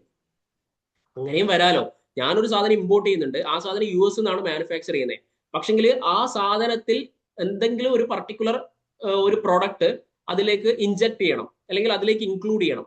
ഓക്കെ, അത് ആക്ച്വലി ഇന്ത്യൻ മാർക്കറ്റിൽ മാത്രമേ അവൈലബിൾ ആയിട്ടുള്ളൂ. സോ ഞാൻ എന്ത് ചെയ്യും? ഇവിടുന്ന് ഈ മാർക്കറ്റിൽ, നമ്മുടെ ഇന്ത്യൻ മാർക്കറ്റിൽ അവൈലബിൾ ആയ ആ ഒരു പർട്ടിക്കുലർ സാധനം ഇവിടുന്ന് വാങ്ങിയിട്ട് ഞാൻ US-ലേക്ക് എക്സ്പോർട്ട് ചെയ്ത് കൊടുക്കും. അത് എന്റെ സാധനത്തിലേക്ക് വേണ്ടിയിട്ട് മാത്രമല്ല ഞാനിത് വാങ്ങുന്നത്, അത് ഞാൻ ചിലപ്പോൾ ഫ്രീ ആയിട്ടായിരിക്കും ചെയ്യുന്നുണ്ടായിരിക്കുക. അതും നമ്മൾ എന്ത് ചെയ്യണം? ആഡ് ചെയ്യണം. ഇത്രയും സാധനങ്ങൾ ആഡ് ചെയ്താൽ FOB ആസ് പെർ കസ്റ്റംസ് കിട്ടും. Comment clear or not? ഇതിൽ ഏതെങ്കിലും ഒരു item problem? Please comment. If yes please comment yes. എല്ലാവരും ഒന്ന് കമന്റ് ചെയ്തേ. Yes. Okay, FOB as per customs കിട്ടിയാൽ നമ്മൾ പറഞ്ഞു 2 ഐറ്റമാണ് നമുക്കിനി ആഡ് ചെയ്യാനുള്ളത്. ഒന്ന് cost of freight. In case of not specified ആണെന്നുണ്ടെങ്കിൽ 20% ഓഫ് FOB എടുക്കാം. ഇനി എയർ ഫ്രൈറ്റിന്റെ കേസിൽ മാക്സിമം 20% കൊടുക്കാൻ പറ്റുള്ളൂ, ഓൾറെഡി പറഞ്ഞു. ഇൻഷുറൻസിന്റെ കേസ് നമ്മൾ പറഞ്ഞു ഇഫ് സ്പെസിഫൈഡ് ആണെങ്കിൽ സ്പെസിഫൈഡ് എമൗണ്ട് നമുക്ക് എടുക്കാം, ഇഫ് നോട്ട് സ്പെസിഫൈഡ് ആണെങ്കിൽ 1.125% of FOB as per customs എടുക്കാം. ക്ലിയർ? ഇത് രണ്ടും അല്ലാതെ ഒരു സാധനം കൂടെ അവിടെ നിങ്ങൾക്ക് കാണാം, ഷിപ്പ് ഡമറേജ് ചാർജ്. ഡമറേജ് ചാർജ് എന്ന് പറഞ്ഞാൽ ഒന്നുമില്ല, നമ്മുടെ ഷിപ്പ് ഇന്ത്യൻ പോർട്ടിലേക്ക് വന്നു കഴിഞ്ഞാൽ, US നിന്ന് ഇന്ത്യൻ പോർട്ടിലേക്ക് വന്നു കഴിഞ്ഞാൽ മാക്സിമം ആ ഷിപ്പ് ഇന്ത്യയിൽ 4 ദിവസമേ നിൽക്കാൻ വേണ്ടി പാടുള്ളൂ, നിയമമുണ്ട്. ഓക്കെ, ഒരു ഷിപ്പ് US നിന്ന് എബ്രോഡ് നിന്ന് നമ്മുടെ നാട്ടിൽ വന്നു കഴിഞ്ഞാൽ സാധനങ്ങൾ അൺലോഡ് ചെയ്യാൻ വേണ്ടിയിട്ട് ഇപ്പൊ കൊച്ചിൻ പോർട്ടിൽ വന്നു, സാധനങ്ങൾ അൺലോഡ് ചെയ്യാൻ മാക്സിമം 1 ദിവസം പോരെ, എന്നാലും ഗവൺമെന്റ് അവർക്ക് 4 ദിവസം വരെ സമയം കൊടുക്കും, 3 to 4 days കൊടുക്കും. എന്നിട്ടും ഈ വെസൽ അവിടുന്ന് എടുത്തു പോയിട്ടില്ല എന്നുണ്ടെങ്കിൽ ആ വെസലിന് ഒരു ചാർജ്, അതായത് ആ പോർട്ടിൽ, കൊച്ചിൻ പോർട്ടിൽ ഈ വെസൽ പാർക്ക് ചെയ്യാൻ വേണ്ടിയിട്ട് പോർട്ടിന് ഒരു ചാർജ് കൊടുക്കണം. That is called demurrage charge. Late fee പോലെ, അതായത് ലേറ്റ് ഫീ അല്ല, ലേറ്റ് ഫീ എന്ന് പറയാൻ പറ്റില്ല, ആ ഒരു പർട്ടിക്കുലർ ടൈം പീരീഡിനുള്ളിൽ നമ്മൾ അവിടുന്ന് ക്ലിയർ ചെയ്ത് പോവാത്തതുകൊണ്ട് ഗവൺമെന്റ് നമ്മുടെ പാർട്ടിൽ, ദാറ്റ് മീൻസ് ഷിപ്പിന്റെ കയ്യിൽ നിന്നും ഒരു ചാർജ് എക്സ്ട്രാ വാങ്ങും. That is called demurrage charge. അത് നമ്മുടെ സാധനം കൂടെ അതിലുണ്ട് എന്നാണെങ്കിൽ ആ ഡമറേജ് ചാർജിന്റെ ഒരു പോർഷൻ നമ്മുടെ കയ്യിൽ നിന്ന് പിടിക്കും. ഓക്കെ, അതാണ് ഇവിടെ ആഡ് ചെയ്യുന്നത് ship demurrage charge. Whereas air demurrage charge ആണെന്നുണ്ടെങ്കിൽ നിങ്ങൾ ആഡ് ചെയ്യണ്ട, എയർ ഡമറേജ് ചാർജ് നിങ്ങൾ ആഡ് ചെയ്യണ്ട, ശ്രദ്ധിക്കുക. എയർ ഡമറേജ് ചാർജ് ആഡ് ചെയ്യണ്ട, അതായത് ഫ്ലൈറ്റിന്റെ ഡമറേജ് നിങ്ങൾ ആഡ് ചെയ്യണ്ട, അതൊന്നും നിങ്ങളുടെ കയ്യിൽ നിന്ന് വാങ്ങുന്നില്ല. ബട്ട് ഷിപ്പ് ഡമറേജ് ആണെന്നുണ്ടെങ്കിൽ നിങ്ങളുടെ കയ്യിൽ നിന്ന് വാങ്ങും. ഈ ഫോർമാറ്റ് ക്ലിയർ ആണോ? ഇത്രയും ആഡ് ചെയ്താൽ നമുക്ക് CIF കിട്ടും, അഥവാ അസസബിൾ വാല്യൂ കിട്ടും. ഈ അസസബിൾ വാല്യൂയുടെ മേളിലാണ് കസ്റ്റംസ് ഡ്യൂട്ടി പേ ചെയ്യാനുള്ളത്. Clear or not? Please comment. Everyone. 7 മാർക്കാണ്. ഇത് ഓക്കെ ആണെങ്കിൽ നിങ്ങളുടെ കയ്യിലേക്ക് ഭദ്രമായിട്ട് കിട്ടിയിട്ടുള്ളത്. യെസ്, എന്തെങ്കിലും ഡൗട്ട് ഉണ്ടെങ്കിൽ ഇപ്പൊ ചോദിക്കാം. 2024 ചോദിച്ച, കസ്റ്റംസിൽ നിന്ന് ചോദിച്ച ക്വസ്റ്റ്യൻ നമുക്ക് നോക്കാം. യെസ്, ഈ ക്വസ്റ്റ്യൻ ആക്ച്വലി കുറച്ച് ബാലൻസ് ഉണ്ട് കേട്ടോ, എൻ്റെ കയ്യിൽ നിന്ന് മിസ്സായതാണ്. നമുക്കൊരു കാര്യം ചെയ്യാം, നമുക്ക് നോക്കാം.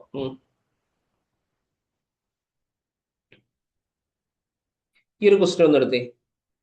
ദാറ്റ് മീൻസ് 2024 ഡിസംബർ 2024 8Bയിൽ ചോദിച്ചിരിക്കുന്നത് എന്താ നോക്കിയേ. Palak trade limited of Mumbai has imported a machine by air ആണ്, ശ്രദ്ധിക്കണം, from UK. The details in this regard are as under. എന്നിട്ട് പറയാണ് പ്രൈസ് ഓഫ് മെഷീൻ UK പൗണ്ട്സിൽ തന്നിട്ട് 10,000 UK പൗണ്ട് ആണ് മെഷീന്റെ പ്രൈസ്. അപ്പൊ ഇവിടുന്ന് നമ്മൾ സ്റ്റാർട്ട് ചെയ്യണം എന്നർത്ഥം. ഓക്കെ, ഇത് നമ്മൾ എടുക്കുന്നു. സോ നമ്മൾ ഫോർമാറ്റ് വരക്കുന്ന സമയത്ത് എങ്ങനെ നമ്മൾ വരക്കും? ഫസ്റ്റ് ഓഫ് ഓൾ എന്താ കാൽക്കുലേറ്റ് ചെയ്യാൻ പറഞ്ഞതും കൂടെ നമുക്ക് നോക്കാം. You are required to compute the total customs duties and integrated tax payable by Palak Trade Limited under Customs Act. Relevant legal reasoning ഒക്കെ നമ്മൾ കൊടുക്കണം, ദാറ്റ് ഈസ് വർക്കിംഗ് നോട്ട് ഒക്കെ കൊടുക്കണം എന്ന് പറയുന്നുണ്ട്. സോ നമുക്ക് ആദ്യം നമ്മളിവിടെ 2 കാര്യങ്ങളാണ് കാൽക്കുലേറ്റ് ചെയ്യേണ്ടത്. ഒന്നാമത്തെ കാര്യം CIF കാണണം, രണ്ടാമത്തെ കാര്യം ടോട്ടൽ ഡ്യൂട്ടി പേയബിൾ കാണണം. ഇത് രണ്ടും നമുക്ക് കാണാം. ഫസ്റ്റ് നമ്മൾ എന്താണ് കാൽക്കുലേഷൻ ഓഫ് അസസബിൾ വാല്യൂ ചെയ്യാം.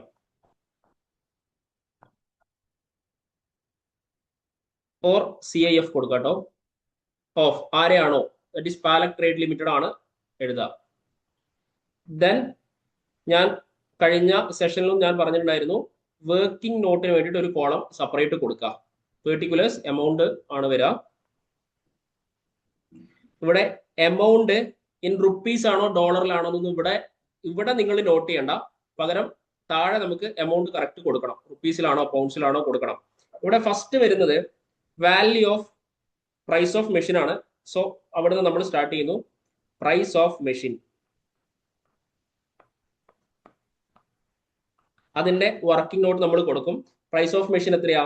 ക്വസ്റ്റ്യൻ തന്നിട്ടുണ്ട് 10,000 UK പൗണ്ട് ആണ്. സോ 10,000 UK പൗണ്ട്സ് കറക്റ്റ് നിങ്ങൾ ഇവിടെ കൊടുക്കണം. ഇതിനൊക്കെ മാർക്ക് ഉണ്ട്, വെറുതെ പറയുന്നതല്ല, ഇതിനൊക്കെ മാർക്ക് ഉണ്ട്. അതൊക്കെ കറക്റ്റ് കൊടുത്തിട്ടില്ലെങ്കിൽ മാർക്ക് പോകും, വളരെ ശ്രദ്ധിക്കണം. ഇനി നെക്സ്റ്റ് 10,000 UK പൗണ്ട്സ് കൊടുത്തു. അടുത്തത് ശ്രദ്ധിച്ചേ, air freight loading unloading handling charges associated with the delivery of imported goods to the place of importation. ഇതാണ് നമ്മുടെ ഫ്രൈറ്റ്. ഇത് നമ്മൾ ലാസ്റ്റ് ആണ് ആഡ് ചെയ്യുക. തൽക്കാലം അവിടെ വെക്കാം. Royalties relating to imported machines payable by buyer as a condition of sale. റോയാലിറ്റിയുടെ കണ്ടീഷൻ നമ്മൾ പറഞ്ഞത് എന്താ? റോയാലിറ്റി ഒക്കെ ആണെന്നുണ്ടെങ്കിൽ എന്താണ്, ലൈസൻസ് ഫീയോ റോയാലിറ്റിയോ ആണെന്നുണ്ടെങ്കിൽ കണ്ടീഷൻ ഓഫ് സെയിൽ ആയിരിക്കണം. ഇവിടെ ആണെന്ന് പറയുന്നുണ്ട്. അങ്ങനെയാണെങ്കിൽ നമുക്ക് അത് എടുക്കാം. വേറെ എന്താണ് എക്സ്പെൻസസ് ഒന്നും നമുക്ക് എക്സ്പോർട്ടറുടെ കൺട്രിയിൽ വന്നിട്ടില്ല. സോ ഈ പ്രൈസ് ഓഫ് മെഷീൻ തന്നെയാണ് എന്ത്? One second listen. Design and engineering charges paid to consultancy firm in UK. UK ഒരു എക്സ്പെൻസ് ഉണ്ട്, design expense, design and engineering charge. So അതും കൂടെ ആഡ് ചെയ്യാം. Design and engineering charge. It is in UK. നമുക്കറിയാം എക്സ്പോർട്ടറുടെ കൺട്രിയിൽ വന്നതാണ്. So അതും നമ്മൾ FOB add ചെയ്യുന്നതിന് മുന്നേ ആഡ് ചെയ്യും. ദാറ്റ് ഈസ് 300 UK പൗണ്ട് ആണ്.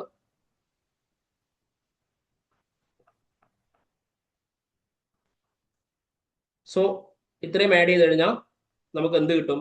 പറഞ്ഞേ, കമന്റ്. ഇത്രയും ആഡ് ചെയ്ത് കഴിഞ്ഞാൽ നമുക്ക് എന്താ കിട്ടുക? എക്സ്പോർട്ടറുടെ കൺട്രിയിലുള്ള എക്സ്പെൻസസ് ആഡ് ചെയ്ത് എന്ത് കിട്ടും? Please comment. യെസ്, ഇത് FOB ആസ് പെർ കസ്റ്റംസ് ആണോ അതോ വെറും FOB ആണോ? വെറും FOB ആണ് എന്നർത്ഥം. So 10,300 UK pounds is FOB. ഇതുവരെ മനസ്സിലാവാത്ത ആരെങ്കിലും പ്ലീസ് കമന്റ്. ഇതുവരെ ഓക്കെ ആണോ എല്ലാവരും?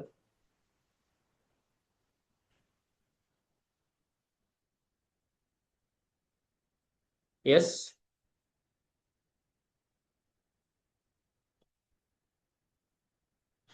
Please comment. ഓക്കെ ആണോ?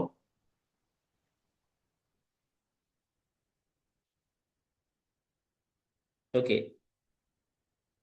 ദെൻ ഇൻഷുറൻസ് നമുക്ക് ആഡ് ചെയ്യാനുണ്ട്. അതേപോലെ ഫ്രൈറ്റും നമുക്ക് ആഡ് ചെയ്യാനുണ്ട്.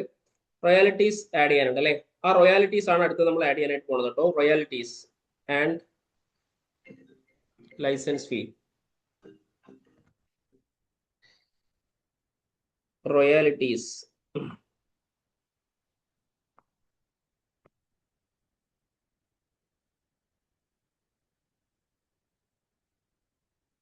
ഇത്രയാണ് നമുക്ക് ആഡ് ചെയ്യാനുള്ളത്. UK പൗണ്ടിലാണ് തന്നിരിക്കുന്നത്. ദാറ്റ് ഈസ് 500 UK പൗണ്ട് ആണ്.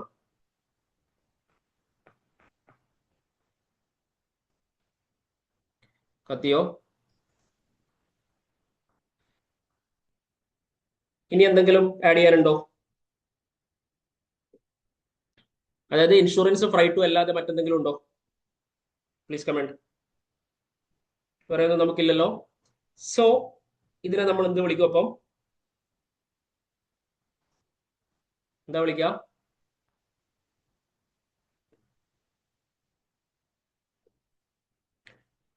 FOB. Yes, as per customs is 10,800 UK pounds. FOB as per customs. Yes, ഇതുവരെ കിട്ടിയില്ലേ? ഇനി ക്വസ്റ്റ്യൻ നോക്കി കഴിഞ്ഞാൽ നമുക്കിവിടെ ഇൻഷുറൻസും ഫ്രൈറ്റും നമുക്ക് ആഡ് ചെയ്യാനുണ്ട്. But the problem is insurance നമുക്ക് തന്നിട്ടില്ല. തന്നിട്ടില്ലെങ്കിൽ എന്തെങ്കിലും പ്രശ്നമുണ്ടോ? ആഡ് ചെയ്യാൻ എന്തെങ്കിലും വഴിയുണ്ടോ? തന്നിട്ടില്ലെങ്കിൽ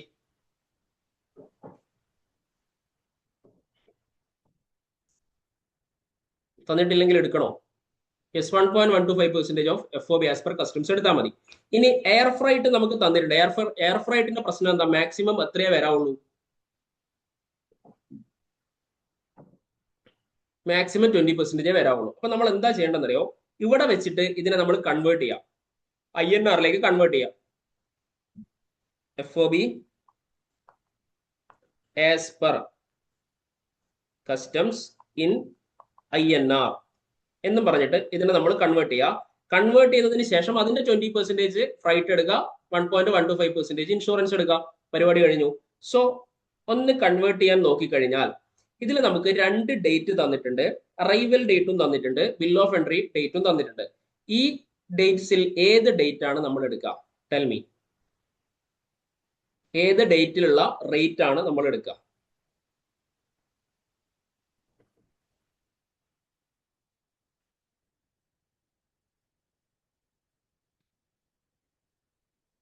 യെസ്, വെരി ഗുഡ്. ശ്രദ്ധിക്കുക, ഇവിടെ ഡേ മാത്രം നോക്കിയാൽ പോരാ, മന്തും കൂടെ നോക്കണം. വിച്ച് എവർ ഈസ് ലേറ്റർ ആണ് എടുക്കുക. ഒന്ന് മെയ് മാസം 21. So bill of entry date എടുക്കില്ല, പകരം നമ്മൾ ഏതെടുക്കും? അറൈവൽ ഡേറ്റ് ആണ് എടുക്കുക. അറൈവൽ ഡേറ്റിൽ തന്നെ CBICയുടെ റേറ്റ് എടുക്കുവോ അതോ വേറെ ഏതാ തന്നിരിക്കുന്നേ? വേറെ ഒന്നും നമുക്ക് തന്നിട്ടില്ല ആക്ച്വലി. അപ്പൊ നമ്മൾ CBICയുടെ തന്നെയാണ് എടുക്കുക. അറിയാലോ, ഏത് തന്നാലും CBICയുടെ തന്നെയാണ് എടുക്കുക. സോ 103 ആണ് CBICയുടെ റേറ്റ്. അപ്പൊ നമ്മൾ എന്ത് ചെയ്യണം? ഇതിനെ നമ്മൾ കൺവേർട്ട് ചെയ്യണം എന്നർത്ഥം. കൺവേർട്ട് ചെയ്ത് നോക്കി.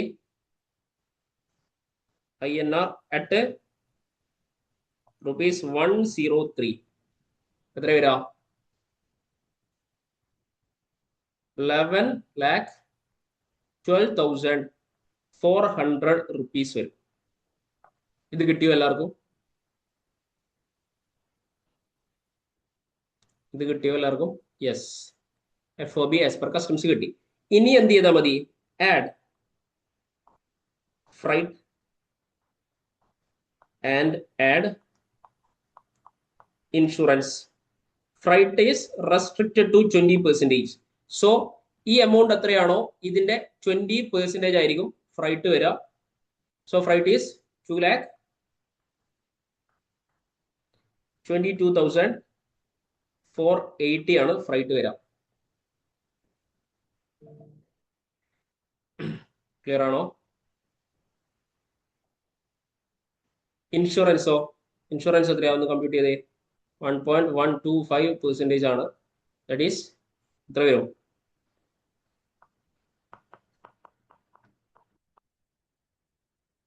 12,000. യെസ്,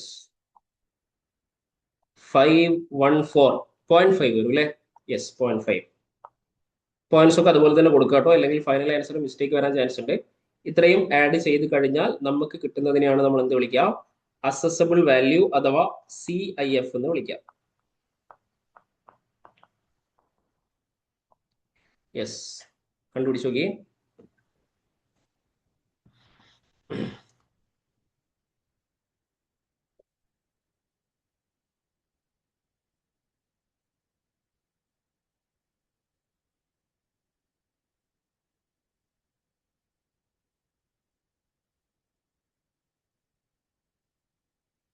എത്രയാ പറഞ്ഞേ? കമന്റ്.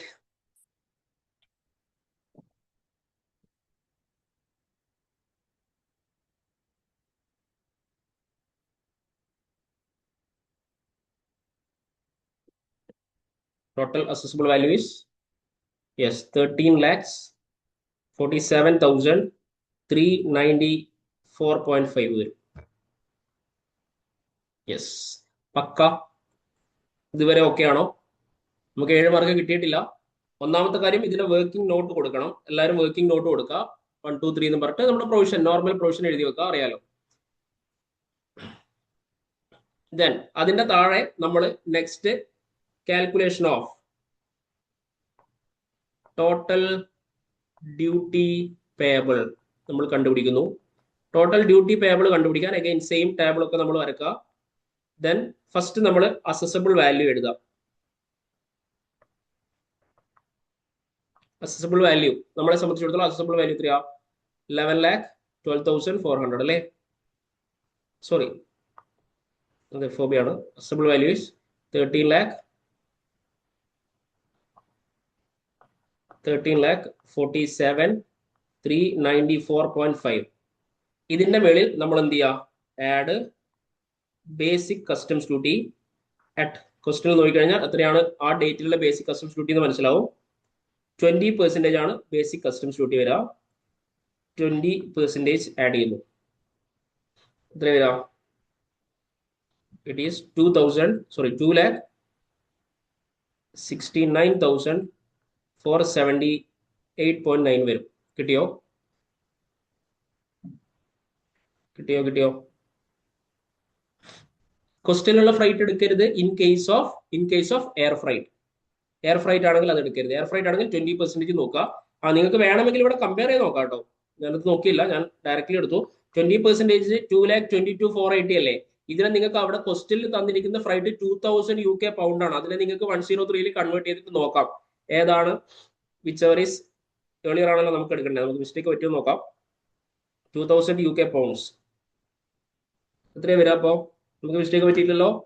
106 ആണ്. യെസ്, മിസ്റ്റേക്ക് പറ്റി.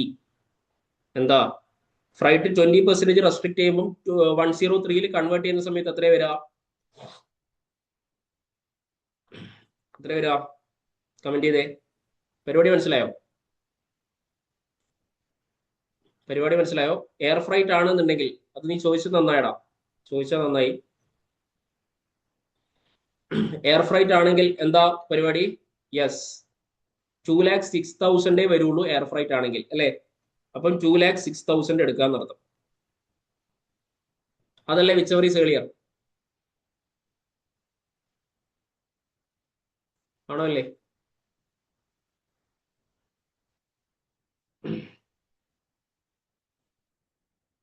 സ്വർണോ പ്ലീസ് കമന്റ്. കത്തിയോ അതേഴ്സ്? എന്താ സംഭവിച്ചതെന്ന് മനസ്സിലായോ? പെട്ടെന്നൊരു ടിസ്റ്റ്. എന്താ സംഭവിച്ചതെന്ന് മനസ്സിലായോ? എയർ ഫ്രൈറ്റ് നമ്മൾ 20% റെസ്ട്രിക്ട് ചെയ്യണം. അപ്പൊ നമ്മൾ ഡയറക്ട്ലി 20% എടുത്തിട്ട് അപ്ലൈ ചെയ്തു. അങ്ങനെ ചെയ്യരുതായിരുന്നു. ആദ്യം നമ്മൾ ഫ്രൈറ്റ് 2000 UK പൗണ്ട്സിനെ നോക്കണമായിരുന്നു 103. അപ്പൊ വിച്ച് എവർ ഈസ് ഏർലിയർ ആണ് നമ്മൾ എടുക്കേണ്ടത്. ചോദിച്ചത് നന്നായി, വെരി ഗുഡ്. ഇൻഷുറൻസിൽ മാറ്റമൊന്നുമില്ല, സെയിം. അപ്പൊ നമ്മുടെ അസസബിൾ വാല്യൂം ചെറുതായിട്ട് മാറും.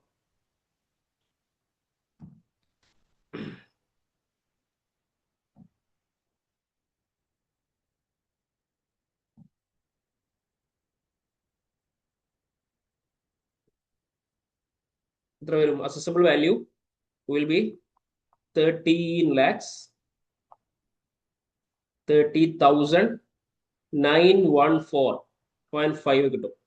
കിട്ടിയോ? യെസ്. ഇപ്പൊ കണ്ടുപിടിച്ചോ നമ്മുടെ എന്താണ് basic customs duty. Social welfare സർചാർജിന്റെ കാര്യം ഇവിടെ എന്തോ പറയുന്നത് കാണുന്നുണ്ട്. 10% ഉണ്ട്. IGST 12% ഉണ്ട്. കണ്ടുപിടിച്ചോളൂ. ചെയ്യാട്ടോ, സ്വന്തമായിട്ട് ചെയ്യാം. 13,30,914.5. ഇതിന്റെ 10 അല്ലേ, 20% ആണ് എന്ത് basic customs duty.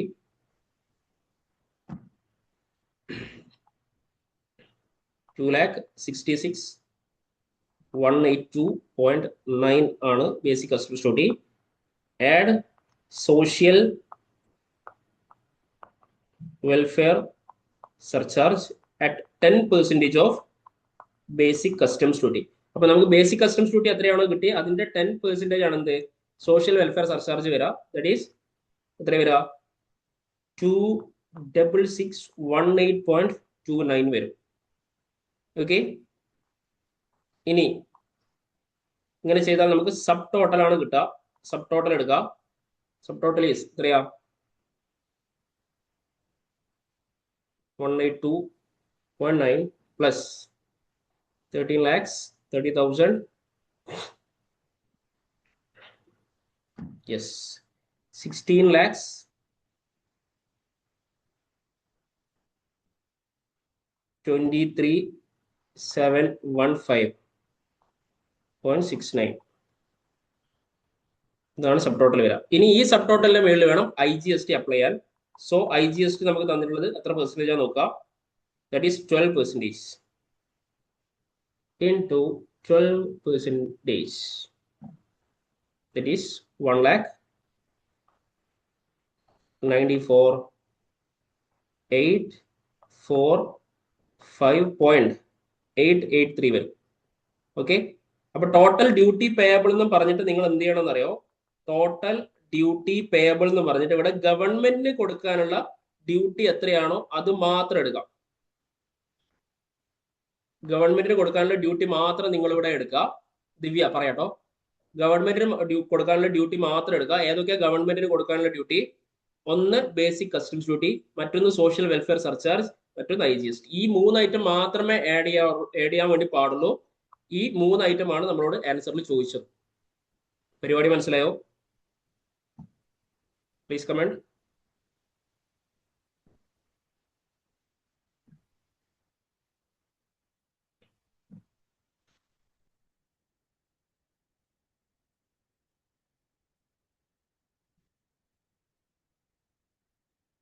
4,87,000.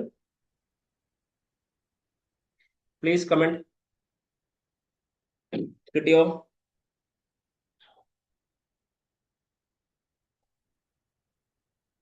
Yes. Others? Yes, എല്ലാവർക്കും കിട്ടി. ഇനി ഈ സെയിം ഡൗട്ടില്ലടാ എന്നോട് ചോദിക്കാറുണ്ട്, അതിൽ ഉള്ള ആൻസർ മിസ്റ്റേക്ക് ആണല്ലോ, 104 ആണല്ലോ എടുത്തത്, അപ്പൊ ഏതാണ് നമ്മൾ എടുക്കണ്ടേ? ഞാൻ പറഞ്ഞ കോൺസെപ്റ്റ് വെച്ചിട്ട് നിങ്ങളൊന്ന് ആലോചിച്ച് നോക്കിയേ, ഞാൻ പറഞ്ഞ കോൺസെപ്റ്റ് നിങ്ങൾക്ക് കണക്ട് ആയോ? That is which ever is later provision connect ആയോ? എപ്പോഴാണോ ടാക്സ് അടക്കുന്നത് അന്നത്തെ റേറ്റ് ആണ് എടുക്കേണ്ടത്, ആ റേറ്റ് പ്രകാരമുള്ള ഡ്യൂട്ടി അല്ലേ നമ്മൾ കൊടുക്കുക. അപ്പം ആ കീ വാസ് മിസ്റ്റേക്ക്. സോ നിങ്ങളത് കണ്ടത് മിസ്റ്റേക്ക് ആണ്, 104 എടുക്കരുത്.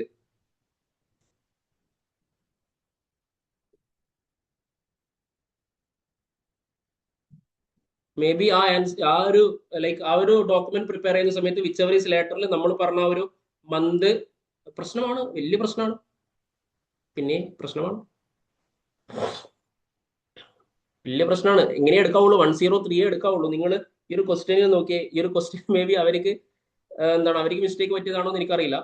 ലൈക്ക് ഈ ഡേറ്റ് നോക്കുമ്പോൾ സ്വാഭാവികമായിട്ടും നമുക്കൊരു തെറ്റ് വരും. ദാറ്റ് ഈസ് 30യും 21 കമ്പയർ ചെയ്താൽ തെറ്റ് വരും, മന്ത് നോക്കിയിട്ടില്ലെങ്കിൽ. ഇപ്പൊ നമ്മൾ മന്തും കൂടെ ചെയ്യുന്ന സമയത്ത് 103 ആണ് വരിക. അത് മേ ബി 104 എടുത്തു പോയതാണോ എന്ന് അറിയില്ല. 103 ആണ് answer. Anyways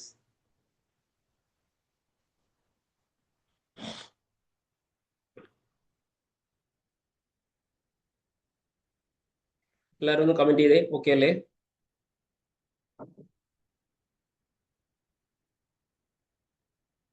okay.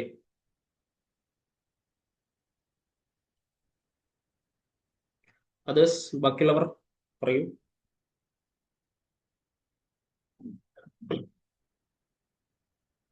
Yes.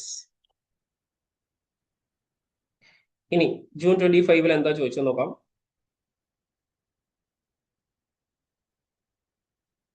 June 25 ചോദിച്ചിരിക്കുന്നത് Binny limited an importer has imported a car by ship ആണ് ഇവിടെ, from Germany at FOB cost of €14,000. Assessable value കണ്ടുപിടിച്ചതിന് ശേഷം കൺവേർട്ട് ആക്കിയാൽ പ്രശ്നമുണ്ടോ? അതൊരു ഗ്രേറ്റ് ക്വസ്റ്റ്യൻ ആണ്. അതിൽ എനിക്ക് പറയാനുള്ള ഒരു ആൻസർ എന്താന്ന് വെച്ചാൽ, എവിടുന്ന് കൺവേർട്ട് ആക്കണം എന്നുള്ളത് ആക്ച്വലി നമ്മൾ എങ്ങനെ ഡിസൈഡ് ചെയ്യേണ്ടതെന്ന് വെച്ചാൽ, എവിടുന്നാണ് ഇന്ത്യൻ റുപ്പീസിൽ എമൗണ്ട് കൊടുക്കുന്നത്. ബേസിക് കോമൺ സെൻസിൽ ഒന്ന് ആലോചിക്കുക. നമ്മൾ ഇന്ത്യൻ റുപ്പീസിൽ എമൗണ്ട്, ഇപ്പം ഈ ഒരു ക്വസ്റ്റ്യൻ നോക്കുക നിങ്ങൾ, ഇവിടുന്ന് നിങ്ങൾക്ക് കണക്ട് ആവും.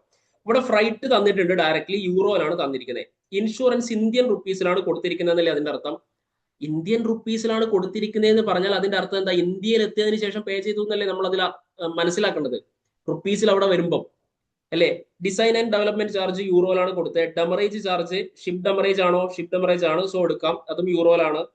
Development work done at done on car in India, ഒരു ഡെവലപ്മെന്റ് വർക്ക് ഉണ്ട്, അതും എന്താണ്, ഇന്ത്യൻ റുപ്പീസിലാണ്. Cost of transporting the car from port to office Indian റുപ്പീസിലാണ്.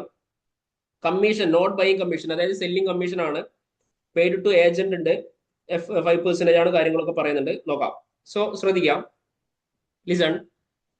എവിടുന്നാണോ INR-ലേക്ക് convert ആവുന്നേ, ഇപ്പം ഇൻഷുറൻസ് ആണ് ഈ ഒരു ക്വസ്റ്റ്യനിൽ INR-ലേക്ക് കൺവേർട്ട് ആയിട്ടുള്ളത് അല്ലേ?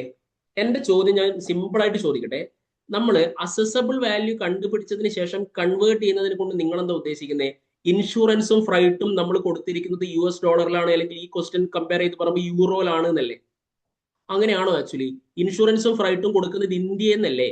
അപ്പൊ ഇൻഷുറൻസും ഫ്രൈറ്റും കൊടുക്കേണ്ടത് ഏത് റുപ്പീസിലാണ്, സോറി ഏത് എമൗണ്ടിലാണ്? ഇന്ത്യൻ റുപ്പീസിലാണോ അതോ ഫോറിൻ ഡോളേഴ്സിലാണോ ഓർ യൂറോയിലാണോ? ടെൽമി. ഇന്ത്യൻ. സോ അത് അവിടെ തന്നെ സോൾവ് ആയി, ക്വസ്റ്റ്യൻ അവിടെ തന്നെ സോൾവ് ആയി. അപ്പൊ നമ്മൾ അസസബിൾ വാല്യൂ കണ്ടുപിടിച്ചതിന് ശേഷം, ടെക്നിക്കലി സ്പീക്കിംഗ് അസസബിൾ വാല്യൂ കണ്ടുപിടിച്ചതിന് ശേഷം കൺവേർട്ട് ചെയ്യുന്നത് മണ്ടത്തരമാണ്. ഇന്ത്യയിൽ എത്തിയതിനു ശേഷമാണ് ഇൻഷുറൻസും ഫ്രൈറ്റും നമ്മൾ പേ ചെയ്യുക. ഓക്കെ, അപ്പൊ നമ്മൾ ഇൻഷുറൻസും ഫ്രൈറ്റും പേ ചെയ്യുന്നത് ഇന്ത്യൻ റുപ്പീസിലായിരിക്കണം. അപ്പൊ ഇവിടെ എന്തുകൊണ്ടാണ് ഫ്രൈറ്റ് യൂറോയിൽ കൊടുത്തേ? യൂറോയിൽ കൊടുത്തു കഴിഞ്ഞാലും, യൂറോയിൽ പേ ചെയ്തു മീൻസ് ഫ്രൈറ്റ് അവിടുന്ന് പേ ചെയ്തു, എന്താണ്, ജർമ്മനിന്ന് പേ ചെയ്തു. ബട്ട് നമ്മൾ ഇന്ത്യയിൽ വെച്ചിട്ടാണല്ലോ ഈ ഫ്രൈറ്റ് കൈമാറുന്നത്. അപ്പൊ നമ്മൾ എന്ത് ചെയ്യുക? ഈ 800-നെ INR-ലേക്ക് കൺവേർട്ട് ചെയ്യുക, ഇതിനെ 7000-ന് അതുപോലെ തന്നെ ഇന്ത്യൻ റുപ്പീസിലേക്ക് വെക്കുക. സാധനം കത്തിയോ? ഈ 800-നെ നമ്മൾ എക്സ്ചേഞ്ച് റേറ്റ് വെച്ചിട്ട് INR-ലേക്ക് കൺവേർട്ട് ചെയ്യുക. എന്നിട്ട് ഈ INR കൂടെ അസസബിൾ വാല്യൂയുടെ മേളിൽ FOB ആസ് പെർ കസ്റ്റംസിന്റെ മേളിൽ ആഡ് ചെയ്യാം. കോൺസെപ്റ്റ് കത്തിയോ?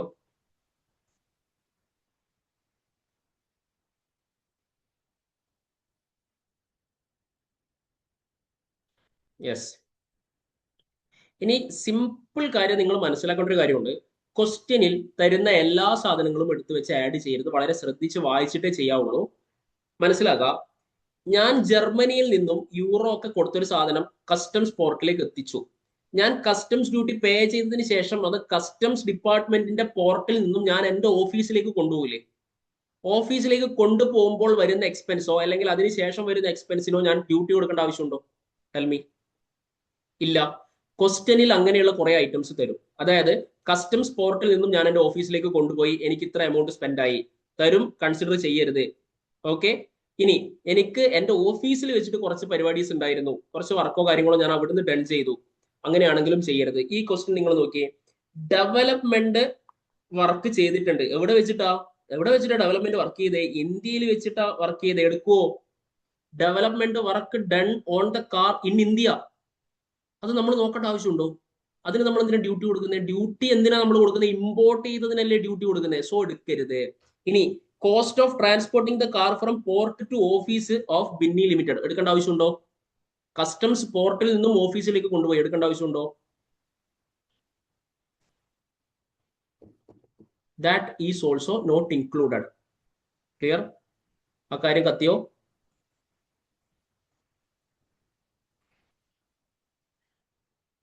സോ ഇവിടെ എക്സ്ചേഞ്ച് റേറ്റ് ഡയറക്ട്ലി തന്നിട്ടുണ്ട്. എന്താണ് CBICയുടേത് 120 ആണ് CBICയുടേത്. ഇത് നമ്മൾ എക്സ്പ്ലെയിൻ ചെയ്യണോ? Any doubts? നിങ്ങൾ ചെയ്തോളൂലേ?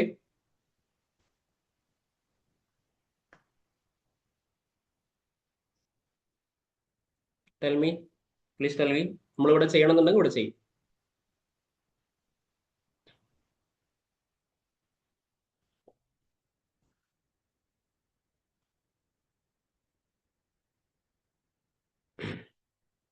ഓക്കെ ആണോ? Please comment.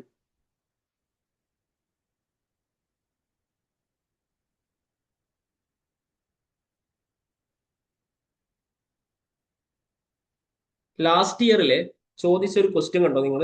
തിയറി ക്വസ്റ്റ്യൻ ആണ്. With reference to customs valuation rules state the provisions relating to following in case of import of machine by air from USA. Air ആണ്, ശ്രദ്ധിക്കണം. First ചോദ്യം ഇതാണ്. Freight charges up to airport of importation. ഫ്രൈറ്റിന്റെ കഥ നമ്മൾ പഠിച്ചതല്ലേ? Air ഫ്രൈറ്റിന്റെ കഥ. അതിനെ പറ്റിയിട്ട് എലാബറേറ്റ് ചെയ്ത് വെക്കുക. പ്രശ്നമുണ്ടോ? Insurance charges പഠിച്ചതല്ലേ? ട്രാൻസ്ഷിപ്മെന്റ് എന്ന് പറഞ്ഞാൽ എന്താ? ഒരു കൺട്രിയിൽ നിന്നും എന്ത് ചെയ്യുന്നു? ഷിപ്പ് വരുന്നു, എന്നിട്ട് അതിവിടെ അൺലോഡ് ചെയ്തതിന് ശേഷം മറ്റൊരു ഷിപ്പിൽ ഈ സാധനം മറ്റൊരു പോർട്ടിലേക്ക് കൊണ്ടുപോകുന്നതിനാണ് ട്രാൻസ്ഷിപ്മെന്റ് എന്ന് പറയാം. US നിന്നും സാധനം ഇന്ത്യയിൽ വന്നു, ഇന്ത്യയിൽ അൺലോഡ് ചെയ്തു, എന്നിട്ട് മറ്റൊരു ബോട്ട് ഓർ ഷിപ്പിൽ വേറൊരു സ്ഥലത്തേക്ക് കൊണ്ടുപോകുന്നുണ്ടെങ്കിൽ അതിന് ട്രാൻസ്ഷിപ്മെന്റ് എന്നാണ് പറയാം. അതവിടെ എക്സ്പ്ലെയിൻ ചെയ്യാം. Applicable rate of exchange four conversion purpose. Applicable rate നമുക്ക് എടുത്തൂടെ?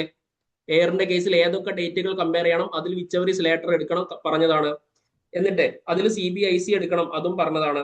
Applicable rate of customs duty, അതും നമ്മൾ പറഞ്ഞതല്ലേ? Customs duty, social welfare surcharge, കാര്യങ്ങൾ എലാബറേറ്റ് ചെയ്യാം. സിമ്പിൾ ക്വസ്റ്റ്യൻ അല്ലേ? ഇത് കണ്ടപ്പോൾ എല്ലാവരും ഒന്ന് പതറി. വേറെ പ്രശ്നമൊന്നുമില്ല. ഡൺ? Please comment. യെസ്, ഇത്രയുമാണ് customs act.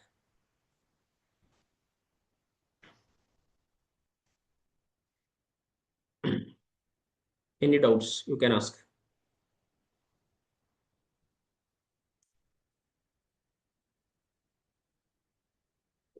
Clear? This is all about Customs Act. നിങ്ങളുടെ 7 മാർക്കാണ്. 7Bയിൽ ഓൾവേസ് കസ്റ്റംസ് ആണ് വരിക. ഒന്നുകിൽ ഇതേപോലെയുള്ള സിമ്പിൾ തിയറീസ് ആണ്, അല്ലെങ്കിൽ പ്രോബ്ലം ആയിരിക്കും. നെക്സ്റ്റ് അറ്റംപ്റ്റ് മോസ്റ്റ്ലി പ്രോബ്ലം തന്നെയാണ് വരാൻ ചാൻസ് ഉള്ളത്. വർക്ക്ഔട്ട് ചെയ്ത് നോക്കാം. ഓക്കെ, ക്ലിയർ അല്ലേ?